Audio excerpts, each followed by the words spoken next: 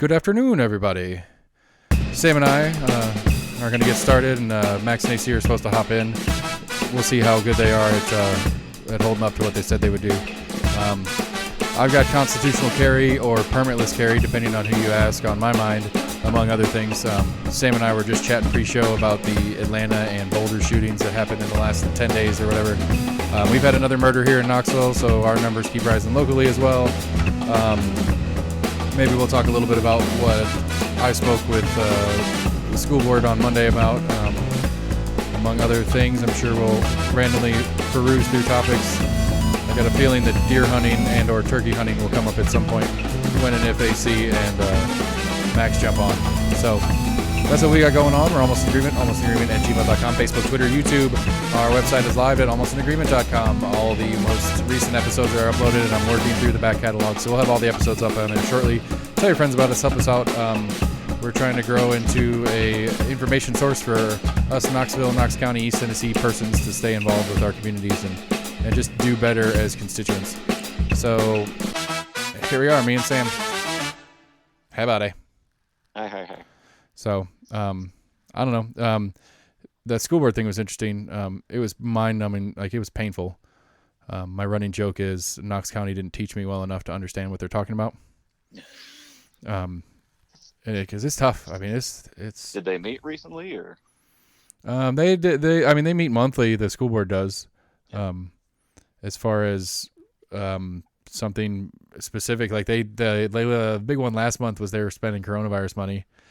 But that was from the last one Trump signed, and so this new one, they're getting another $114 million in coronavirus money to spend over the next couple of years. And we talked about that a little bit, and it was weird and confusing because the rules in place, it has to be pandemic related, and so like it can't pay teacher salaries with it, but they can pay virtual teacher salaries with it. And so it was really, most of the show was trying to understand how the schools are normally funded, the pandemic having nothing to do with the main part of the conversation.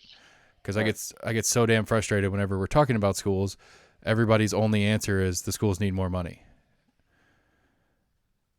And so I think it's been pretty common over the past, couple decades. There's a lot of school systems. I'm not sure. I'm not sure if they've done it, in our county, but cutting out certain programs and having to cut this and that for budget cuts is kind of what it's generally regarded as. Right. So I don't know if that's what most people are going off of. They're like, well, we keep hearing, you're having to make all these cuts. So it seems like, the school's losing money or the school's lacking money. Right. And I agree with the general sentiment, but it doesn't, I run my stupid example fully understanding that it's not covering every single thing that the schools do. But Knox County budget says about $10,000 a kid.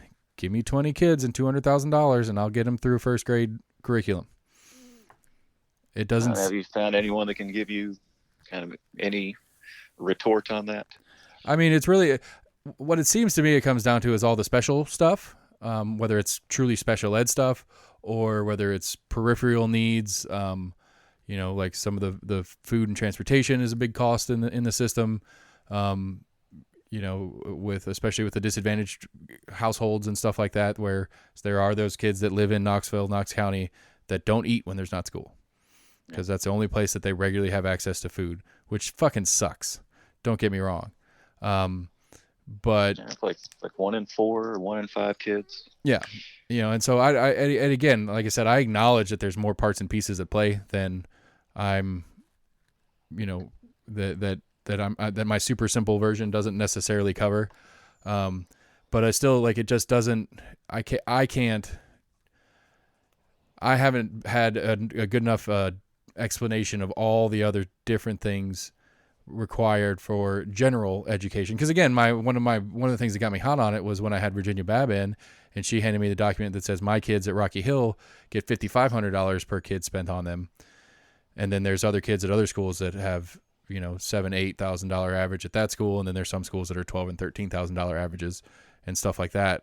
And so it's like, okay, so we can do a pretty solid school. Rocky Hill's pretty good on $5,500 a kid, but we can't do Belmorris at $5,500 a kid because Belmorris has significantly less income in the community around it. And Ron said it in both times we talked about it. School budgets are less important than the communities that surround the schools. because where the school budget is trying to make up for the lack of community, essentially, is what it comes down to, as far as I see it.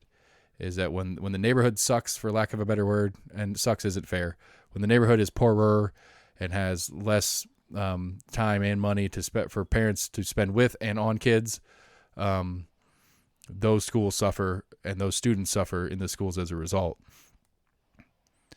more than if we spent more money in those schools, is what it seems like to me. Yeah. And so, and I don't know, it's just because that one's a far more complicated communal conversation to have than just schools. Is like, how do we get these communities to be better? Because that seems to have a more direct impact on how well the schools do than more money in the school. So it's not strictly just kind of that lack of tax base in an area. I guess they're also taking into consideration the time that's able to be provided to the children. Yeah, they basically have a formula that both the state and the county does on different levels. Like, so we in Knox County get less. So the great stat that Ron threw at me, which I found super interesting, was Knox County school system comprises 6% of the state's K through 12 students. So in the entire state of Tennessee, Knox County Schools has 6% of the students in the school system. Knox County receives 4.5% of the state budget for schools. Too far of a difference. Yeah, 1.5% of the state multi-billion-dollar school budget is a significant number. I mean, but comparatively, I suppose, but what the state's doing is the state says Knox County, you have a fairly affluent county. Your county and population has the ability to generate more tax dollars, so you can make up the difference of what we're not paying. All right. And which is what gets people all in a tizzy, because Governor Lee announced that in the State of the State that he wanted to give he was making room in the school budget for a 4% raise for all teachers. Well, he can say that, but for Knox County schools' sake, they're only getting 2%, or 2.5% maybe. And that's on the base salary, which we talked about this before. The base salary for the state of Tennessee for a teacher is $48,000 a year. That is nothing to fucking piss at. That pisses me off on a side note when everybody's like, teachers are underpaid. Didn't I send you a stat on that came direct from somewhere else? I don't know. I mean, direct from Ron McPherson's mouth, the state of Tennessee allocates $48,000 per teacher. I guess the county could pay a teacher less, but they receive $48,000 from the state for every teacher the state has. All right, but your stat was base starting salary. So what someone coming out of college starts out making? I want to say it was like 36. No, starting salary is when you start the job, whether you've had 20 years of experience or 20 seconds.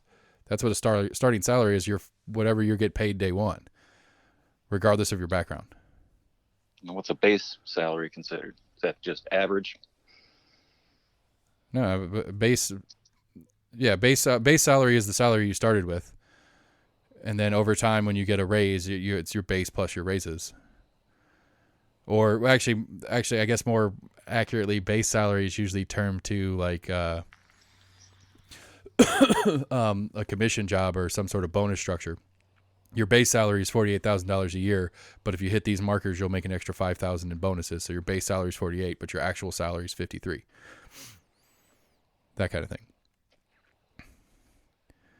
Moral of the story is, for 9 months making $50,000 ain't a bad salary. It's more than I make, and I work all year. It's more than you make, and you work all year. Now, yeah, I'm not going to say it's not fucked up that teachers are paying out of pocket to get students supplies. That's fucked up. But to say that it's underpaid is such a relative statement, because, compared to what?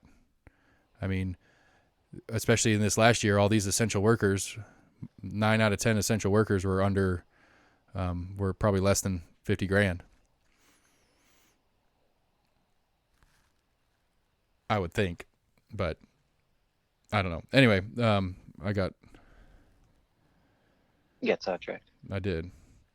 I was trying to remember where I found it. I thought it was the government website. But yeah, so anyway, Anyway, the moral being is that it's too damn complicated for anybody to make sense of. I mean, Ron right. said to me, which is this is scary, people. Ron said to me that I'm probably one of the more knowledgeable people on how school budget works Mm, in the county. damn. And if I'm better than average, that's a problem. That's a real problem. Um, so I'm trying to remember. I try to go back and find it. It's kind of one of those weird things, but I remember somebody telling me either in the county or in the state that once you get out of school, you're almost required to do, or almost that you got to do like 1 year of unpaid internship. I'm trying to go back and find more stats on that, but it's what I've heard, told by a couple teachers that had been in the system. I mean, that's I'm part. wondering how people are expected to come out of school. I mean, I think that's internships and jobs isn't unheard of, but to kind of almost require for you to be in that position just when you get out of college. right. And you got to have a fucking master's to do the job too. Right. And I think that's that. You got to start paying those student loans right. within 1 year of you getting out of college. Right. And that to me makes like, a little bit of sense. But a lot of school systems, you get deferment for a period of time. And some of them, it defers long enough that you never have to pay them off. I know they do that with nursing. I don't know if they do that. I know that there's stuff like that for teachers. I don't know specifically, but I know there's. There's some, if you do like 10 years of nonprofit, they'll start taking away a lot. Yeah. But I'm sure you heard, there were many stories of teachers, that have been teaching for 5 or 10 years thinking that, here in the next 5 years, they're going to be, some of that's going to be taken away. And, some of the loan providers were adding like stipulations. They're like, oh no, you forgot to cross this T, 3 years ago when you filed your paperwork for that year. Well, I mean, I think it was if they went and worked for underprivileged schools. I think the problem is, I mean, one, you get in the cost of education problem for higher education. That's part of the problem. But right. the question to me is it a functional necessity? Do you need a master's to actually be able to teach elementary school kids? Or is that just one of the methods that are used to limit the pool to make it easier to hire? Because, well, if I have 3 candidates in front of me, one graduated high school, one graduated with a bachelor's, and one has a master's, well, the master's is the more likely to do it. Or the master's is more likely to be a better educator. Not really, but at least for me as the school administrator trying to hire teachers, I can cut out all the high school graduates. I can cut out all the bachelors and just take the ones with the masters and reduce it from thousands of candidates to 100. And it's easier for me to weed through the pool. Like, that's the question for me. Does the masters actually mean they're better at the job? Or does the masters just a way for the hiring manager to thin the pool out of potential candidates? And I would say it's probably the latter. I'm not really sure. Because I mean, there's some jobs like engineering, top level, like high end, doctors and high end scientists that it's like, okay, yeah, the master's and PhD level education really goes to applying to what you're doing on a day to day. But I don't know how much a teacher needs that personally. Yeah. I could be wrong. I know they've done it in some of the medical fields. I was looking at occupational therapy. It used to be a bachelor's was kind of standard for a lot of occupational and physical therapists. But now they bumped that up to a master's, basically. Right, and I think that's kind of what's expected to have. Right, but I think that is just for thinning the field. I don't think that has anything to do with what you're learning in that time period, not significantly at least. It has more to do with it is a way for the employer to get a more qualified employee and have less employees to sift through to find one. Because go get a master's, a PhD, and 6 other degrees, and come out of the Army as well. Your resume sits on top of the pile, and they have less people to look through to find. Because depending on the job, it doesn't take that much actual education to do the job. It just takes more of it takes on the job skill training while you're doing the work, more than you're going to learn in school anyway. Yeah. But I digress.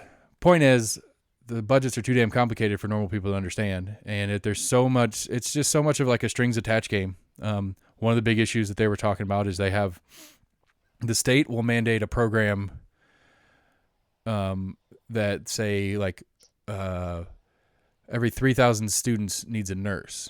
Well, we don't have a school of 3,000 students here. Are we going to have a nurse that rotates between 4 schools? or do we have a nurse at each school?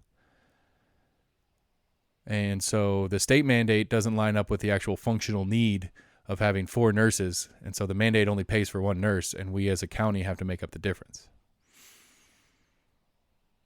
And so a lot of stuff, like that was an example, but I was under the impression there were a bunch of different things like that, where the state will mandate something on a school level, but only provide funding on a county level.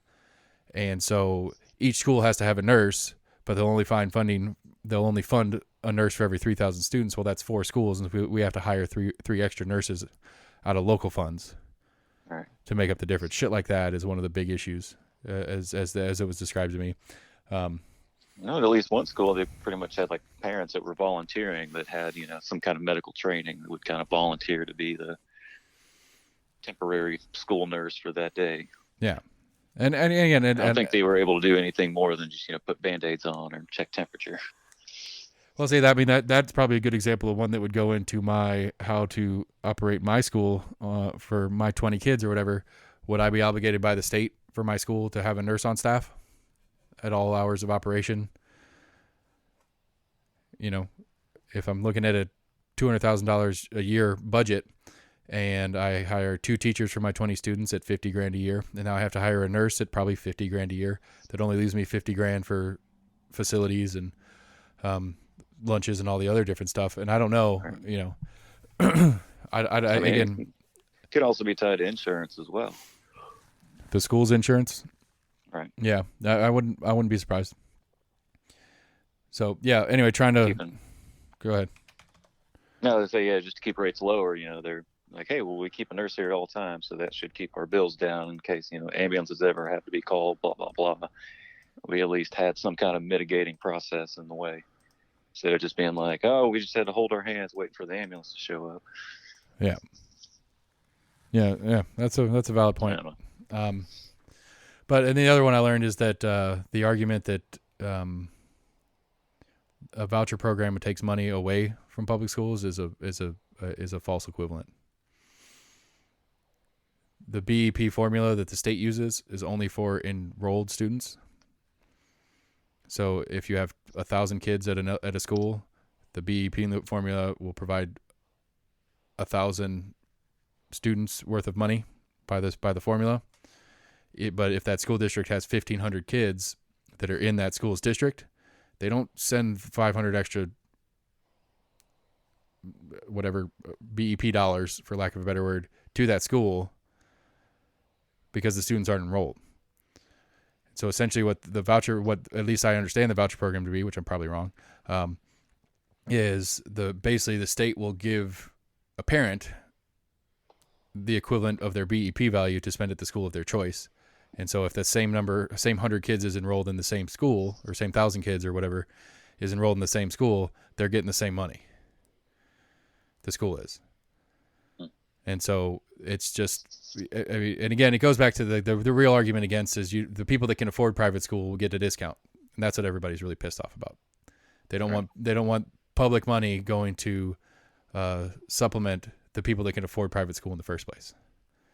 Which, I don't know, it's kind of a selfish argument, but it's a valid argument, I suppose. I can't afford a private school, so I'm stuck with the public school, which is still what we're at anyway, but it just makes it a little cheaper for that person who can't afford it than those of us that still couldn't afford it, even with the extra money.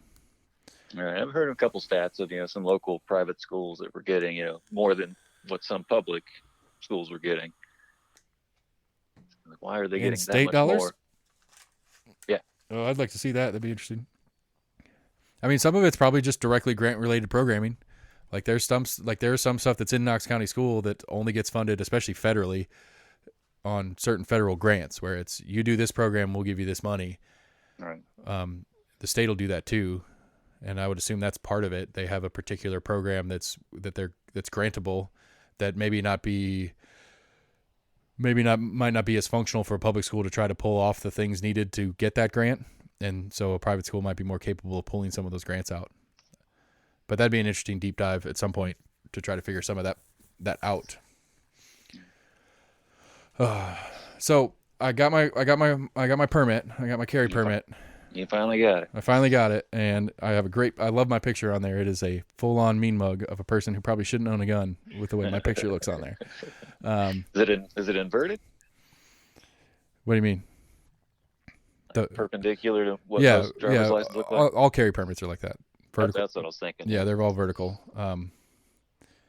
But yeah, so the Democrats' term for the constitutional carry is permitless carry in the words games that they like to play. So I learned that from Mr. Shears the other night when we were talking about it.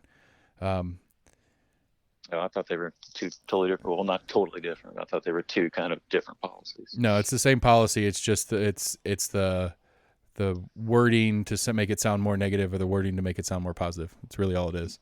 The Republicans call it constitutional carry because it's your constitutional right to carry your gun if you want to. Or it's people that shouldn't have guns are going to be carrying guns around. That's really, it's a marketing campaign on both party sides on how to put it. But I'm just, the narrative pisses me off. I think the narrative is inaccurate, and everybody that I've argued with about it doesn't, I'm not this smart, people. I shouldn't be one making better arguments, honestly. But it's the narrative that it's people that couldn't pass a permit test are going to start carrying. Probably, yes, that is probably true, but on a very, very tiny scale. Most of it is people that didn't take the time or money to get their permit because it's such a damn easy test. It'd be hard to not pass that test. I mean, I guess people fail their driver's test, but not that many. It's not that hard a test. All right. And really what you don't learn, you don't learn, I don't know what people think. I guess that's the question. What do people think is in a permit test?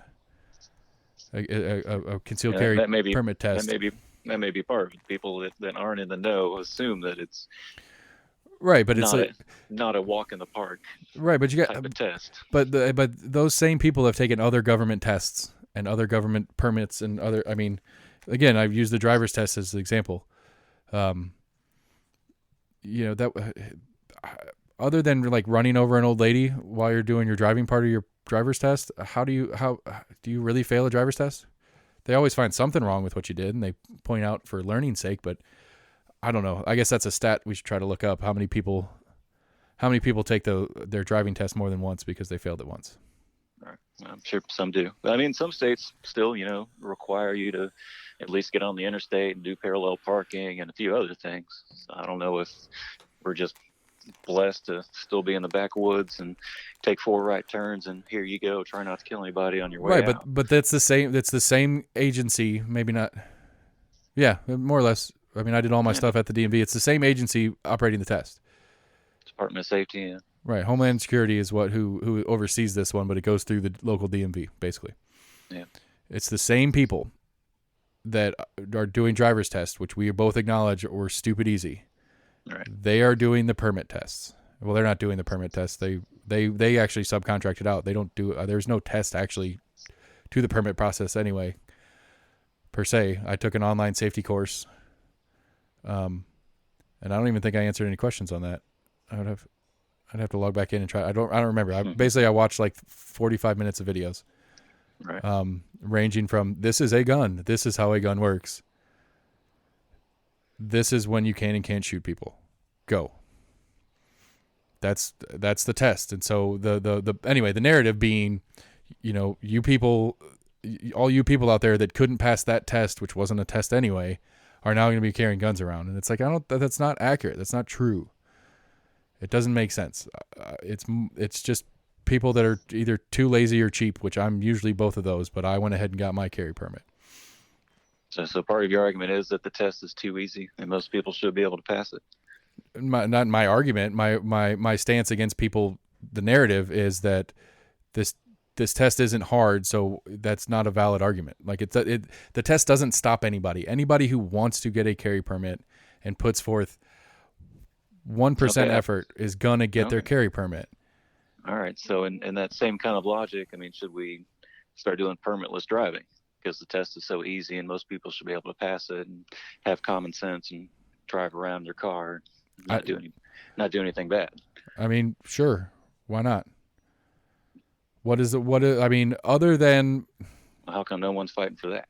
I don't know. Because it's not in the Constitution. Right, that's part of it. It's not as good of a rhetoric and a base energizer as this one is.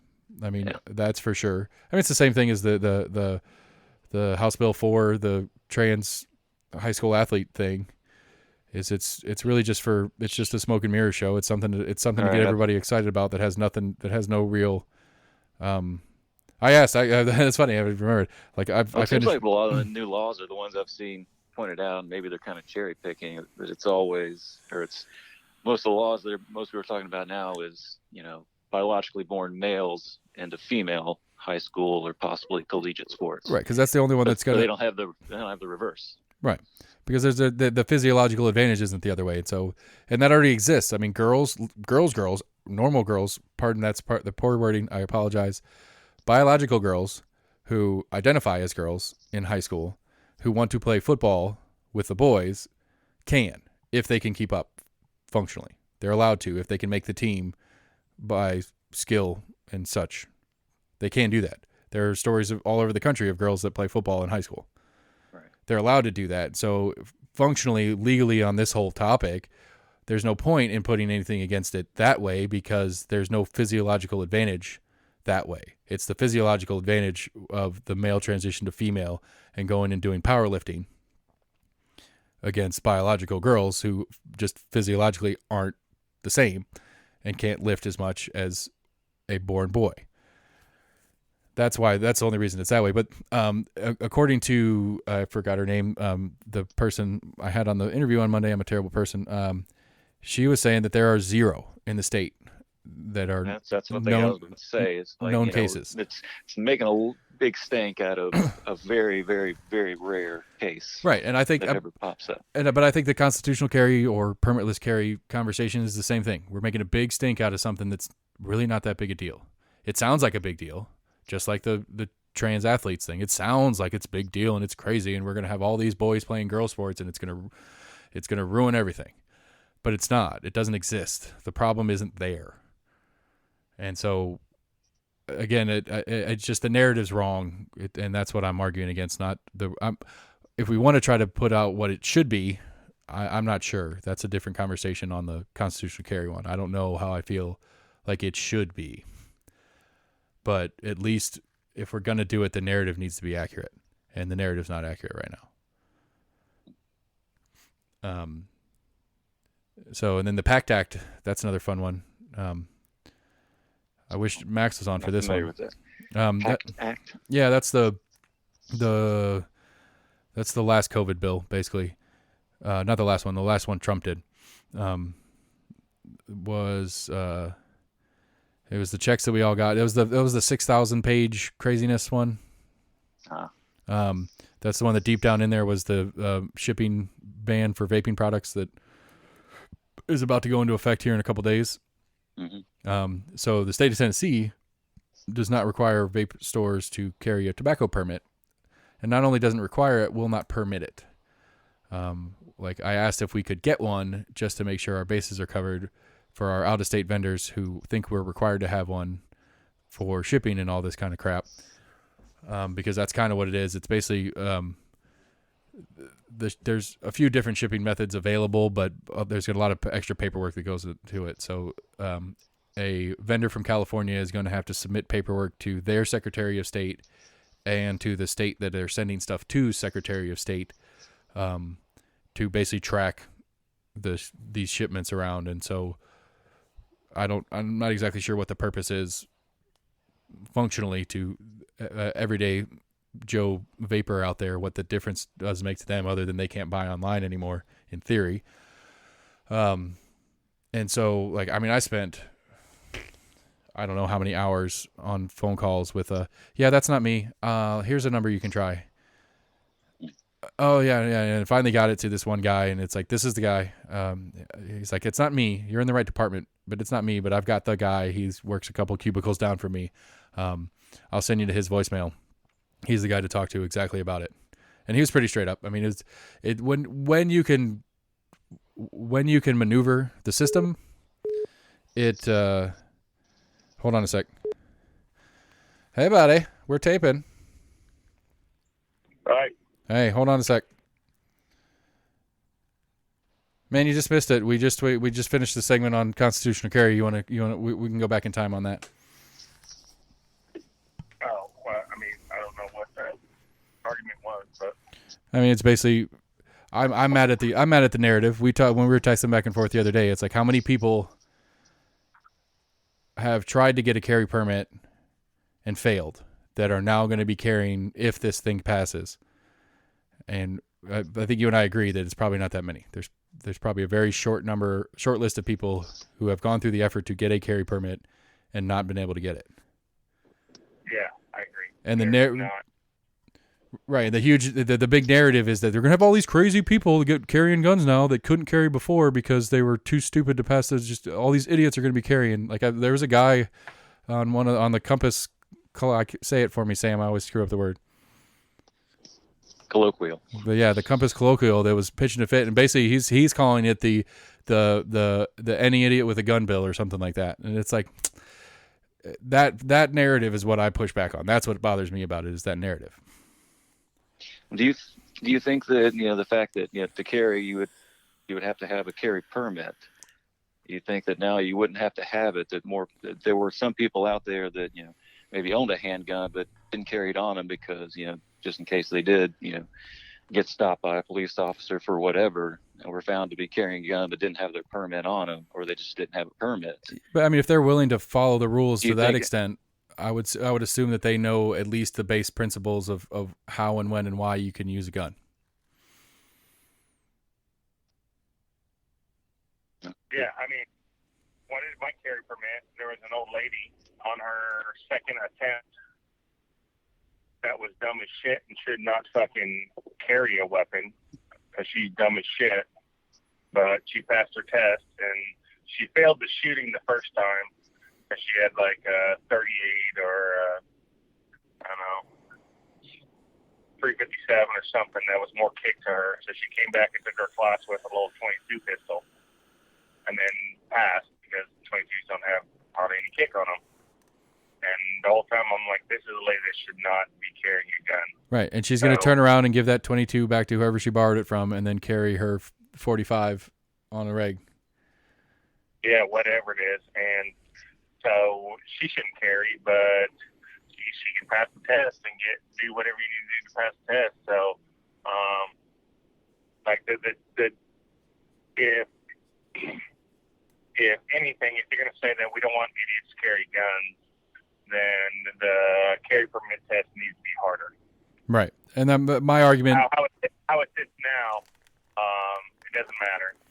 Right, and that's been my argument is that the people that are talking about any idiot can carry a gun don't understand that any idiot can already carry a gun with a permit if they put forth a very minimal amount of effort, and so it doesn't change the playing field really, in my opinion. And the people that shouldn't be carrying guns are probably carrying guns anyway. Right, and I I forgot about this part, Sam, when we were talking earlier. I pitched to Matt Shears. I was like, this should be. I asked Matt Shears where the DNC and the state and local Democratic Party stood on the issue, and they were against it. And I was like, why? And he's like, I can't remember what his answer for why was. I was like, but I think this would be one that you're for because it takes one of those things that gets tacked on to a criminal offense off the table. This is one of those things that is carrying without a permit or unlicensed weapon or something. What is it always like? Like somebody gets a drug charge, they get picked up for dealing, and it's always distribution and unlawful carry or something like that. It's like this takes one of those things that people of color are often gets tacked on to people of color's criminal charges. It takes that off, so that's one less charge that people are going to get for Did you say people of color? Yeah, that's the correct term. Is it? I believe so. Sam, is there a better term? I'm not sure. It sounds better than colored people. We got really mad in the 70s where we had colored water fountains and stuff like that. Call them colored people. Like I thought that was that derogatory term. Right. That is a derogatory term when you say it that way. So people of color is okay, but colored people is not okay? Right, because colored people implies that they weren't made that way. They were made to be that way. Because I colored with my crayons. The paper was already white. But people of color means the paper's of a color other than white. If that is true, that is the dumbest thing ever. I mean, I just made it up off the top of my head just now, but I kind of like it. I think it's accurate. I think the implication is true. I mean, I whether it's overthinking something for sure to say that one means that you're all supposed to be white, you just happen to not be white or something like that, versus one is you're the color you are. Well, it's stupid also that like the N word, A is okay, but with an R at the end, it's not okay. Like same fucking word. It's not. Well, it depends who's using it, and it doesn't matter. I don't think the suffix matters. Well, it's not a suffix technically, but anyway, I don't think the ending matters. It just matters who says it. No, it matters. So if there's a group of black men hanging out and one of them uses the hard R at the end, that one's the bad one versus the other one's an end in A. Yeah, I'm saying as a white person, if I call my buddy the N-word with an A at the end, he's not as mad as if he's not mad. I mean, if my buddy's not mad. But right. If I use R at the end, he wouldn't be mad. All right, so how do we test this hypothesis? Because I think you're wrong. I think if we were hanging out, just like we're down in Market Square, and just walk over to a group of guys and flat ask them. You want me to call one of my black friends and get him on the line right? We could try, but again, it's one of your friends. It's not a impartial subject. Well, he's black, so he should know what the proper thing is. Right, but what's true for one person is not true for all. Right, and we'd also have to frame it well enough to say that this isn't this isn't you talking to him. This is if anybody said it around him, either way. Yeah. Again, I would be curious to get some insight on it. I mean, especially if I know who you're talking about, it's extra funny by his nickname. Yeah, I mean, I get him on the phone and see if he'll want to talk. We can do it. I'm happy to do. But how do we go down that road? Yeah, you're making fun of me for using the proper term of people of color. Anyway, my point to Matt was that it would. It's one of those that weapons charge is one of those things that gets tacked on, or sometimes ends up being the solo part because they don't get somebody for anything else. You pull somebody over on suspicion, and you search their car because they give you permission because they're stupid, and they find a gun in the car, and you have a gun without proper licensure or permit or whatever. Then they arrest you they tack you with a weapons charge, which take that off the table. I mean, that's one of those to me that ought not be on the table in the sense that it does seem it. I would say it is disproportionately affects people of color getting weapons charges versus white people getting weapons charges is my point. But again, that's not my main point is that the narrative's wrong, and I hate that the narrative's wrong, and it needs to be corrected for the record. What else? Oh yeah, I was talking about the bureaucracy thing too. Chasing down who in the state can answer the right question,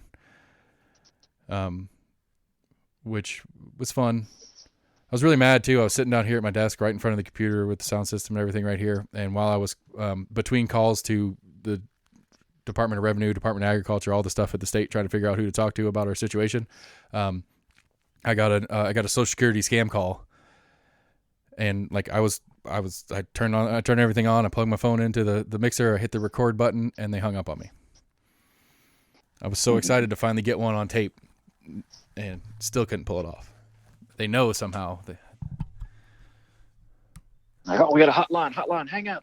Yeah, this one's recording us. But yeah, you should, Max. You should go listen to the one I did Monday and see if you can understand the math of the school system. The math of the school system's fucked up. Do what? I said, fucked up. They're a bunch of retards. I mean, Yes, I mean it seems to be overcomplicated for no real purpose, and that's the problem.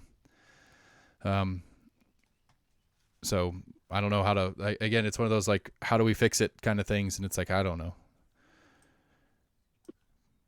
But I'm not okay with just saying more money, period, and leaving it at that. I don't like that part. I just texted my buddy. He lives in New Jersey.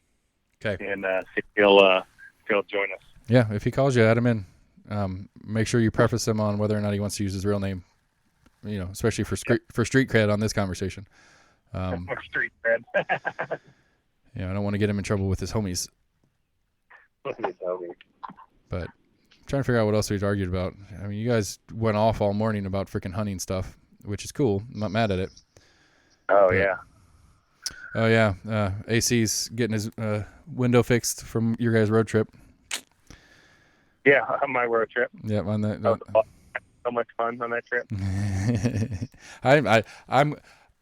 I'm sorry for you, because I know you would have had a good time on it, but I am glad that you didn't, or that he left you out in the breeze like that, because the content of making fun of him for it has been great.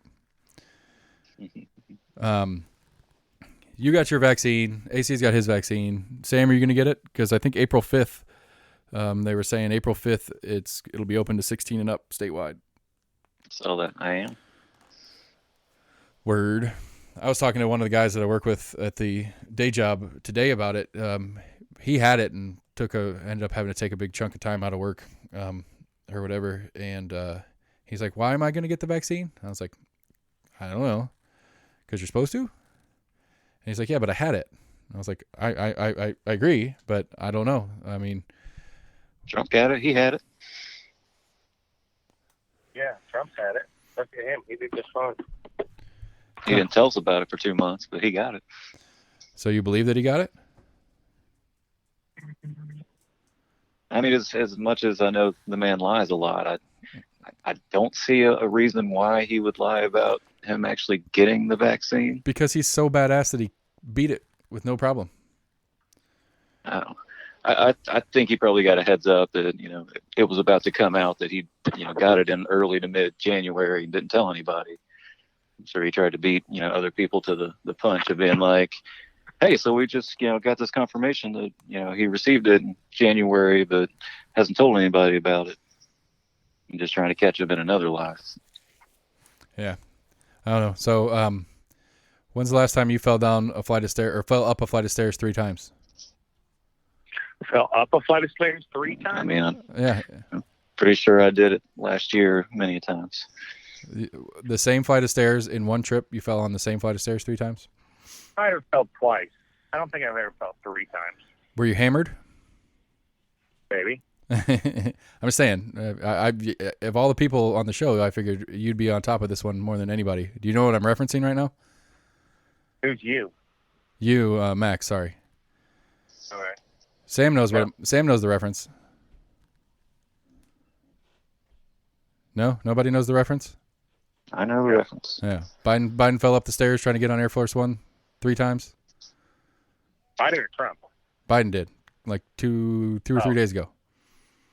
No, I didn't see that. I mean, Biden's really not in the media at all. So, I mean, you hear more from Kalama Harris than anybody. I've been being on vacation. I've been off of my standard podcast, so I'm completely out of the loop in the last 10 days of national news. Sam and I were talking before we got started about the Atlanta and Boulder shootings a little bit. We've had another one here, just a single. We didn't have a mass shooting here, but we had another murder over the weekend here as well. The most recent one, was that the one in West Knoxville? There was a domestic that had shots fired, but nobody died. But no, I think the last one was up in like Mechanicsville, North Knoxville, inside of 640. I think was the last one. I think it was a couple days ago. There was a guy that just shot in the air, but it was down in the Ford area. I mean, that's just good fun. Why is that a problem? Yeah, I don't know. I know you keep on posting to our text group about people being killed in Knoxville, and tell you the truth, I really don't care. I mean, it's the total numbers. This is an old article I just pulled up from WBIR. Was published February 1st. In 2020, there were 2 homicides in January. In 2021, there were 10. In the entire year of 2020, there were 30-something, 39, I think, and we're already at like 20. Okay, how many black people have died from coronavirus? Who said anything about black people? I said all your posts have been about black people being killed. No. It just happens to be the people that are getting shot. No, yeah. My posts are about people getting shot. I'm not referencing the color of the people. I don't think they've all been black. Are they all? Well, all the ones he's talked about have been black. I mean, all the kids, all the ones that were high school age students, those are all black kids, but Yeah. They all went to the same school. Right. Again, I'm not referencing the color of the people getting shot. I'm just referencing the number of people getting shot in Knox County. But anyway, what about the color issue? Did you want to bring up? Me? Yeah. Nothing. All the people you've been talking about have been black. I thought we were on a black issue. No, we're on a just people shooting each other issue. Oh, okay. Yeah. I think most of the ones this year have all been high schoolers. There's been a few outside of it. No, only like 3 or 4 of them have been under 20. No. I believe. Yeah, I think we had one or two were former. I think 1 or 2 were in high school, and there's been a couple that were former.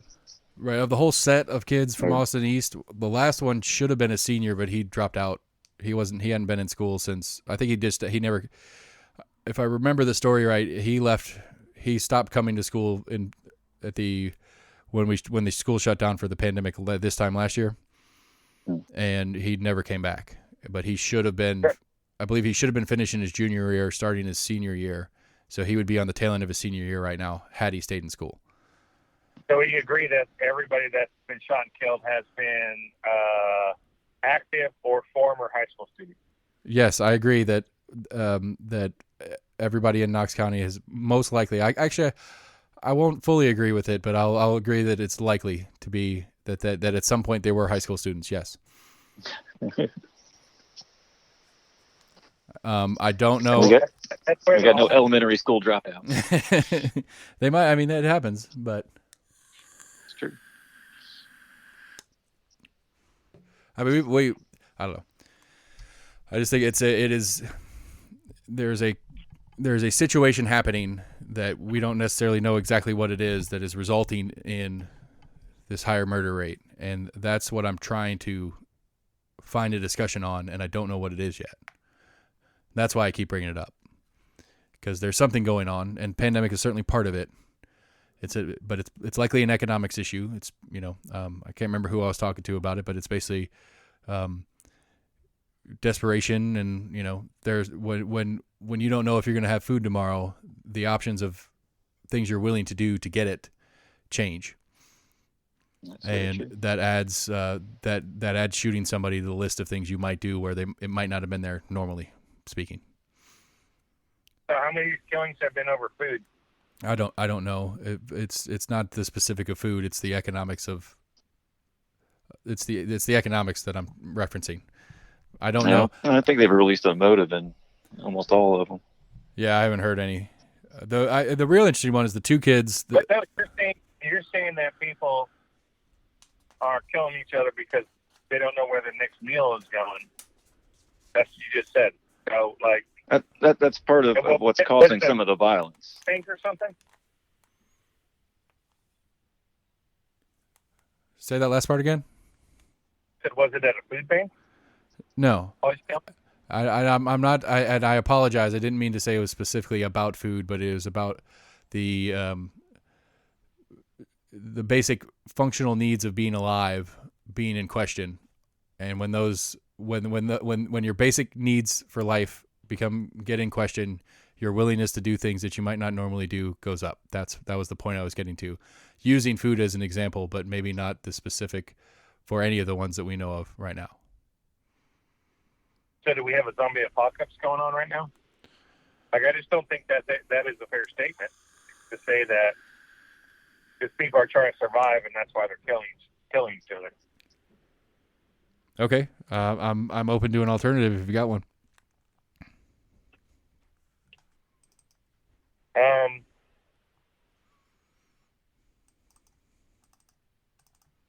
I don't have an alternative. I don't think anybody's killing each other because they're needing food or housing or any of that stuff. I mean, on what you're presenting is, why do we not have bum murders all over the place? Right? Why do we not have bums killing each other, killing at all? Right. All right, I follow. Right. No, you got me. I get it. Then I mean, maybe it's is an alternative could be that it's a hope, a prospect for the future, but that falls under the same thing. Then I don't know. Then I don't know. Then what could it be? Maybe not a true theory. If it's not some level of giving up on life because you don't think there's a future, then what could it be? I think it's an easy way to make money.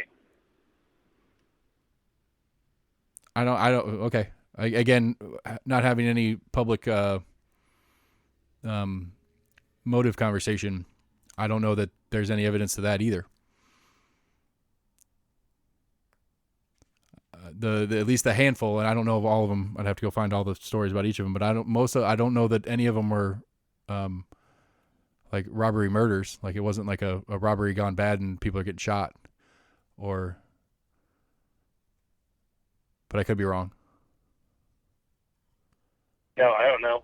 I mean, I would say that most of those murders have to do with vengeance and anger rather than taking care of right to survive. Right. Some of the auxiliaries of black market industries doing what they do could be part of it as well.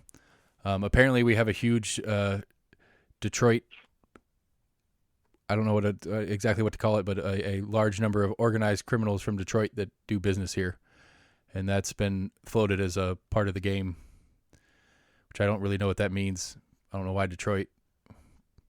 Maybe their water's bad and that makes bad people. Is it 75 that goes all the way up to Detroit? Criminals killing criminals. I don't have a problem with our numbers going up then. Whoa. What victims that have been murdered this year are criminals? That's all right. I was throwing that as an option. I'm not picking your particular, and your statement's not incorrect. As far as if it is criminals killing criminals, that's one thing. It's different than that's different than kids getting shot outside of their high school. Yeah.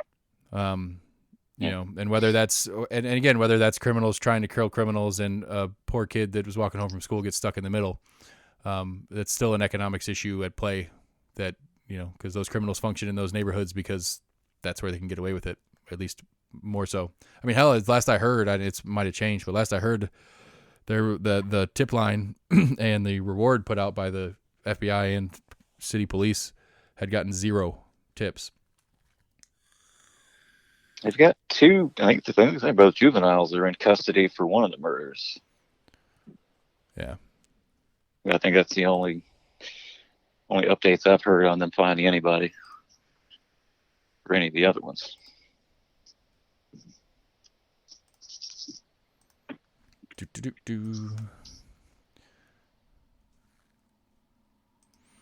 But yeah, anyway, murders and stuff. That was fun. Yeah, I don't know. It's interesting. I looked up some of the gun statistics. You hear a lot of people say that most murders are happened by people that or acquaintances or former exes or whatever. Right. There was a lot that was just listed under just unknown. I don't know if that was unsolved murders or that just no motive was ever able to be determined. It was just kind of interesting to see there was still a large chunk of just kind of like we don't know. Right, but since we don't know, we can't call it random. It's got to be solved or at least a motive found before they're going to call it a random unacquainted. Oh no, they had a subcategory for people that of murders or assaults of people that were unknown. I guess they were able to dig far enough and be like, there's no way these two people knew each other. We see no connections whatsoever. Right, but I'm just saying that the unknown leads to the idea that they're random, but the reality is I'm leaning towards. I am leaning towards those are just our unsolved cases. Right, I get what you're saying. I mean, they had the wonderful TV show, The First 48. It's a common statistic. If we don't find any information in 48 hours, it dramatically drops off the chances of that case being solved.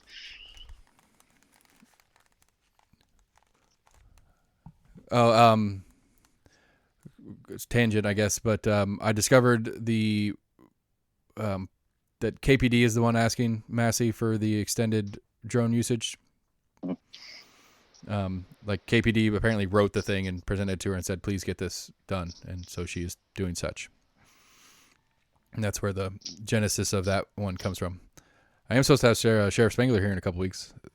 Be curious to ask him about what the county stance on drones and whether we have one and if we want to use them. I'm also going to ask him about the ghost cars. I hate those ghost cars. I saw a good meme on it. It was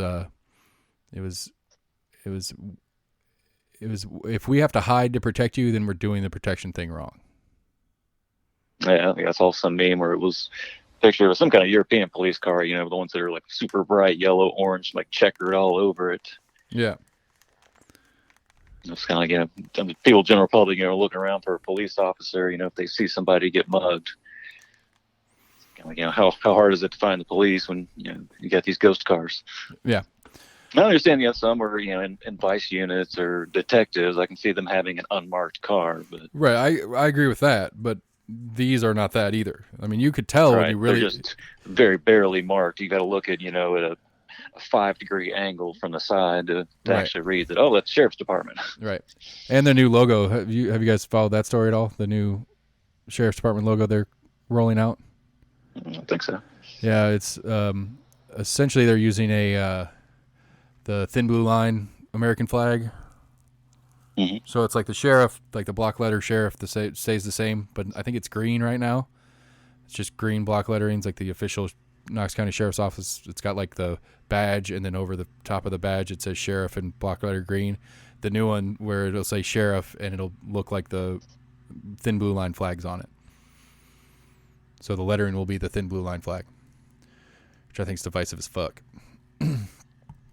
Isn't like the lettering spelling out sheriff is going to be in a blue and black print? Okay. Yeah, like black and gray stripes, and then one stripe is blue. That kind of thin blue line flag. Yeah. Okay. Yeah. Which I don't know. It just seems very. I mean, it does kind of look kind of cool, if I'm honest, but it seems like a very divisive move to make for no good reason. Yeah, I'm kind of with you on that. I'm like, why are we changing this?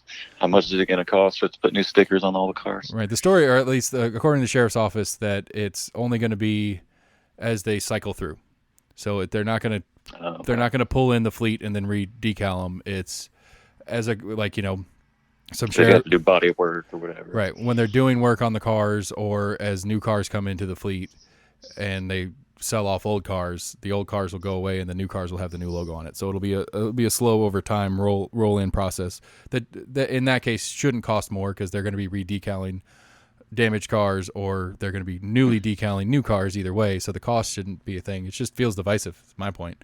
Like it feels like it's a, again, like I make the joke that Neil Brennan comedy special, he ends the special with, does it seem funny to anybody else that they say in quotes to protect and serve on the side of a police car? Like they know it's a joke. Yeah. It seems like the same thing. It's just like, we've been through this whole year with all the riots and all the crazy shit, and then that hard line that has been overemphasized this year about the difference in police forces and the public and how they're separate people and all this kind of thing. And then you're going to put that logo out right in the middle of all this. Like, are you that tone deaf to what's going on right now that you think that's a good idea right now? So that's where I'm on that. I can see that. I mean, it's saying at the end of the day, it's It's just dumb all over. But I don't know. For something that doesn't matter that much, it just seems like a dumb way to do something that doesn't matter that much. I feel like we've gotten out of practice at this, guys. It's been a while. How do we do this? I know. It hasn't been a while. When's the last time we had just the three of us, since AC can somehow figure out how to fall asleep in the middle of nothing? I had a friend in high school that was like that. He would just fall asleep. A couple weeks ago? I think 2 or 3 weeks ago we were all three on together. Did we? All right. I don't know. Was it? Here, I can look it up. I can tell. I can stats this. All right. The school money talks. A year and a day later. That was just me and you, right, Sam? Then Becky Massey, multi-use stadium math, Lundy, Shears. Yeah. Episode 66, I think, was the last time we were all together, and that was on the 7th. So yeah, 2.5 weeks ago. All right, that's fair. I didn't think it was that long ago. Yeah. I mean, the episode on the 13th was our anniversary show. Was Max, were you on that one? You might have been on that one. I don't remember. I got drunk since then. I was on vacation. No, I wasn't on that one. Because I was on that one. Because you're like, oh wait, a year today. Yeah. Okay. Then then that's right. No, because the first episode we did on politics and sports was on like the 7th or was on the 6th of March 2020, and we taped the Afternoon Delight on the 6th, and I released it on the 7th. And then a week later, anyway, doesn't matter. Whatever. So I don't know what's going on. What's going on in the world with you guys that you want to share about? I've been pitching my fits about my different specific things. I don't have anything. I got Chris Davis next week. I described everything. I got Chris Davis next week from the Election Commission. I'm going to bother him about why I can't be on the Election Commission. None of us can be on the Election Commission. Well, I don't know, Sam. You're not. Well, I guess he's gonna point to 1937 law. Right, it's some state. Right, some state law. It just is, and we should be okay with that because it just is. Like we still had the Bull Moose Party and the Whig and. Well, why can't be on the state election commission? Because you're not a registered party member. How do you know that? Are you a registered party member? Yeah, I think so. I don't think you are, unless you remember doing it, because you don't have to. When you register to vote, you don't register. Like other states, when you register to vote, you are also registering to join a party. Well, when I vote, I can only vote in the Republican primary. I can't do the Democratic primary. No, you get to pick it when you get it. They don't. No. Yeah. That is the way our ballots work for primaries. I promise. When you go up, you say Republican or Democrat, and then they give you whichever one you say. Right. Oh, okay. Just because you always say Republican doesn't mean you're a registered Republican. Like, because like the bylaws that Randy gave me, that's like 15 pages of legalese bullshit that is, and then there's an affidavit you got to sign, like an affidavit saying that I, denounce all other political parties and I am only a Republican. Like that is what you have to do in the state of Tennessee to be a registered Republican. And if you haven't done that, you cannot, for either party, either the major two parties. If you haven't done that for one of the two parties, you cannot serve on the Election Commission. State law. There's some stuff with civil asset forfeiture going on right now. That's kind of fun. If anybody's been following that. That's pretty fucked up. Yeah. Hopefully they're trying to repeal parts of it. Was it on Facebook? I'm not on Facebook anymore. Was it on TikTok? I don't know. I don't have TikTok to say whether I've seen it there or not. Oh, well, I probably didn't see it then. Oh. That's a pretty complicated subject to try to... Was it TikToks? They're like 10, 15 seconds long? I don't know what the limit is. Max, how long are your TikTok videos? They're like a minute. Okay. Oh, I thought there was one that you can only do like 15, 20 seconds. Well, you have an option. It's like 15 30 or 1 minute. Okay. For video. Do you know what civil asset forfeiture is, No. Sam? I mean, I'm not that well versed on it, but they basically, if you get convicted of a crime and the police can kind of start to tie, whether you were driving a car that they found weapons or drugs in, they could then, confiscate that car and essentially declare those as, or even, a house or whatever. Basically, the city or county gets to take over possession and kind of sell it basically to profit off of it. Minus the conviction part. You're correct. You don't have to be convicted. If you are suspected of, and they seize your assets because again, your car is a good example. They take your car because it was thought to have been used in a crime, like it was the getaway car for a robbery, or they think it was. You, as the owner of the car, if found not guilty, have to pay $350 bond to request to get your car back. And then through a bunch of legalese process, probably having to hire a lawyer as part of the thing, you might get your car back. Yeah. There's been cases of, I saw an interview with one guy that was just driving across the country. I think he was getting ready to move and had like $10,000 on him.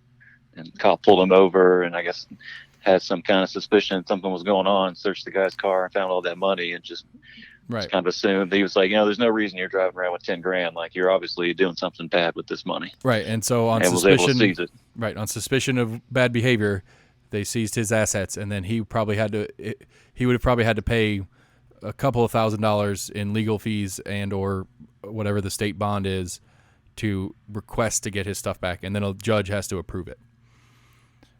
So there's two going in state of Tennessee has two different ones going on right now. The first one, which is going to require local law enforcement to disclose, like they'll have to put a list out of all the things that they've seized over a period of time. And then the second one will at least remove the bond fee, so you can just file the paperwork to get your stuff back instead of having to pay to file the paperwork to get your stuff back. Yeah, I'd never heard of that. It's ridiculous. Yeah, it's crazy. I didn't realize there's a thing. It's a big libertarian party in the issue in the state, at least. Really? Can't just ask you, may I please have my car back? I did do nothing wrong. Right, exactly. Hold on, guys. Hey, buddy. Sorry about that. She required a feeding and.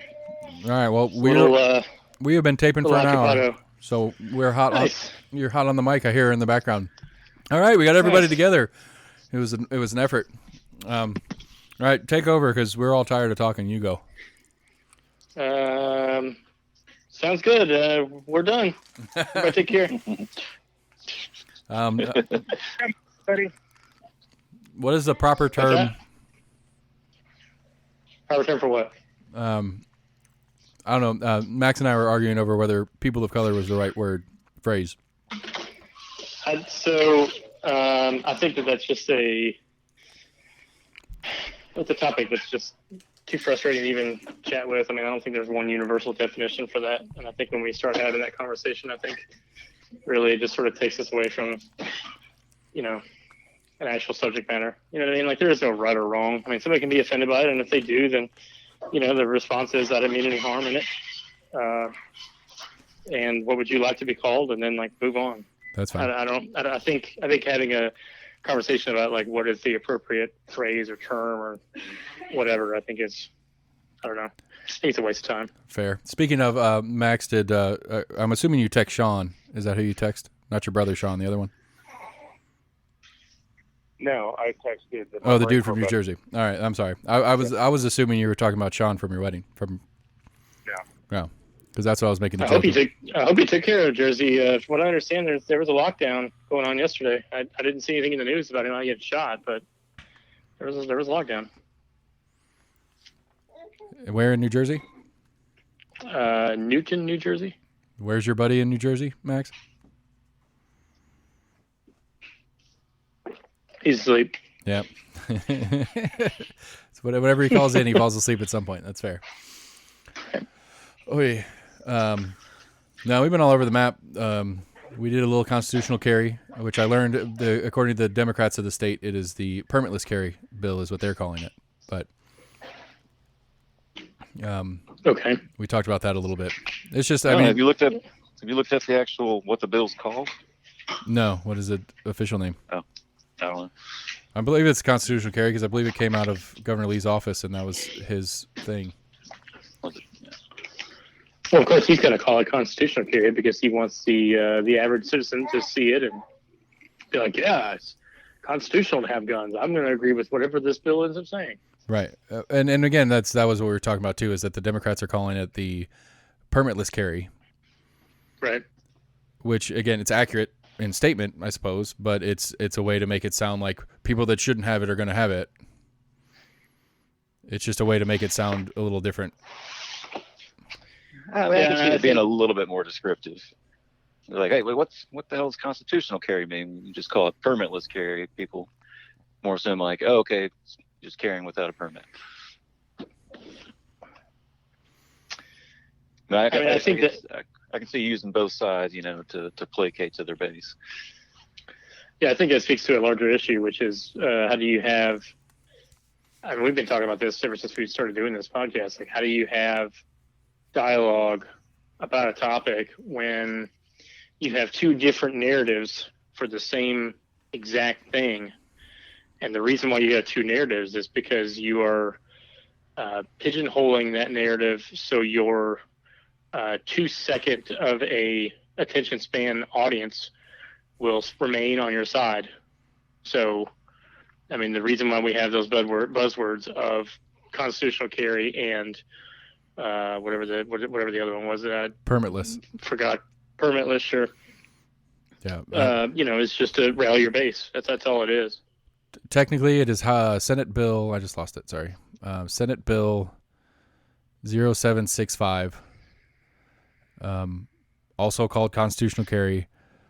And then, like, the headline of the article that I'm reading this from refers to it as the permitless carry in half quote. What do you call that? It's not a quotation. It's the single, not quotation marks, but just the single apostrophe on either side. You know what I'm talking about? It's called something different. It's not a quote. When you're doing like a quote inside of a quote. I don't know. Anyway, the WATE article says the headline is Tennessee Senate passes permitless constitutional carry bill.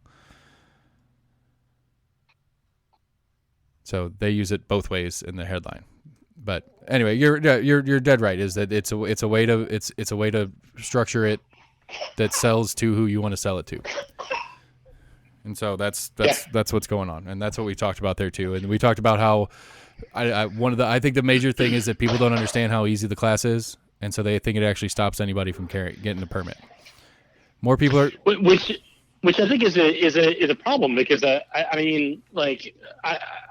a gun owner, and for anybody who's listening that doesn't understand who we are, I mean, I'm a gun owner. I love hunting, but at the same time, I think it is should be absolutely mandatory that people that own guns go through a safety class and have background checks and that sort of thing. Because I mean, it's not a water pistol. I mean, there are some dumb people out there that don't have common sense. Right, but the thing is that you already do the background check part. You don't go through a course to buy a weapon, but you do the background check part to buy the weapon, which is the inverse of what Sam was referencing earlier. It was because we were comparing it to a driver's license, where you don't have to have a driver's license to buy a car, but you have to have a driver's license to operate it.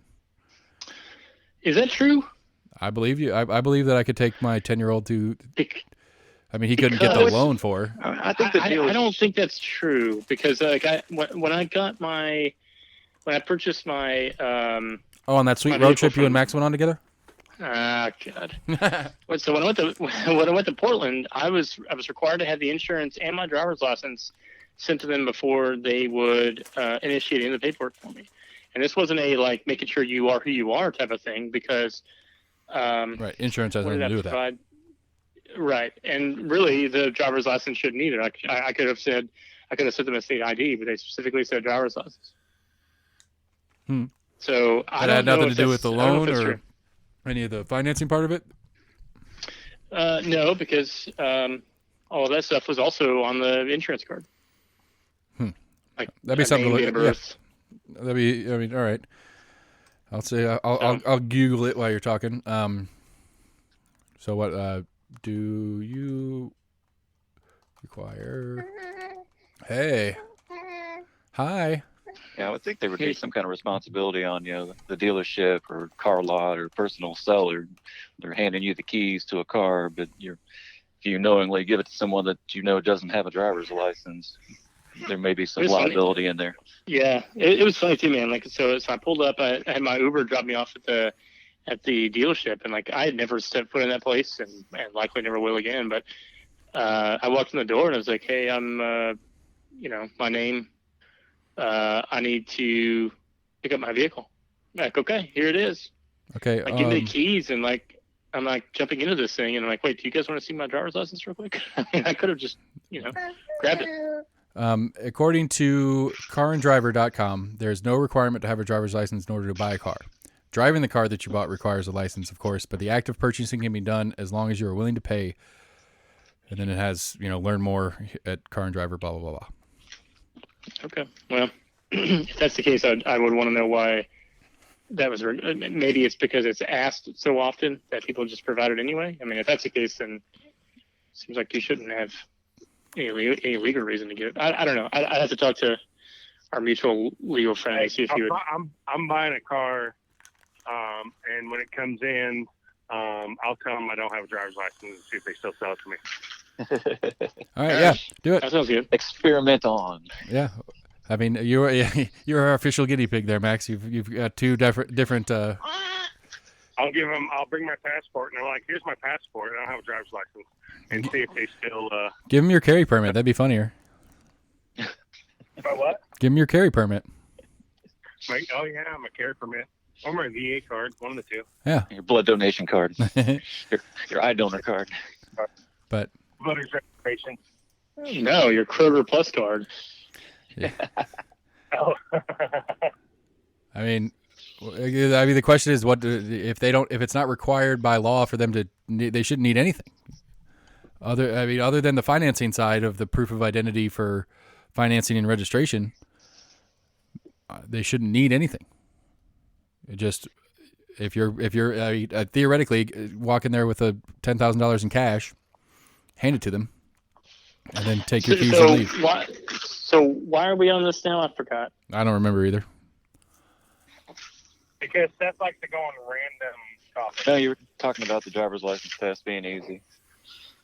Yeah. Oh, well, that's right. because you were talking about how to buy, like you think it's appropriate to buy a weapon to have some sort of knowledge on how they work, as well as a background check on whether or not you should be allowed to own said weapon.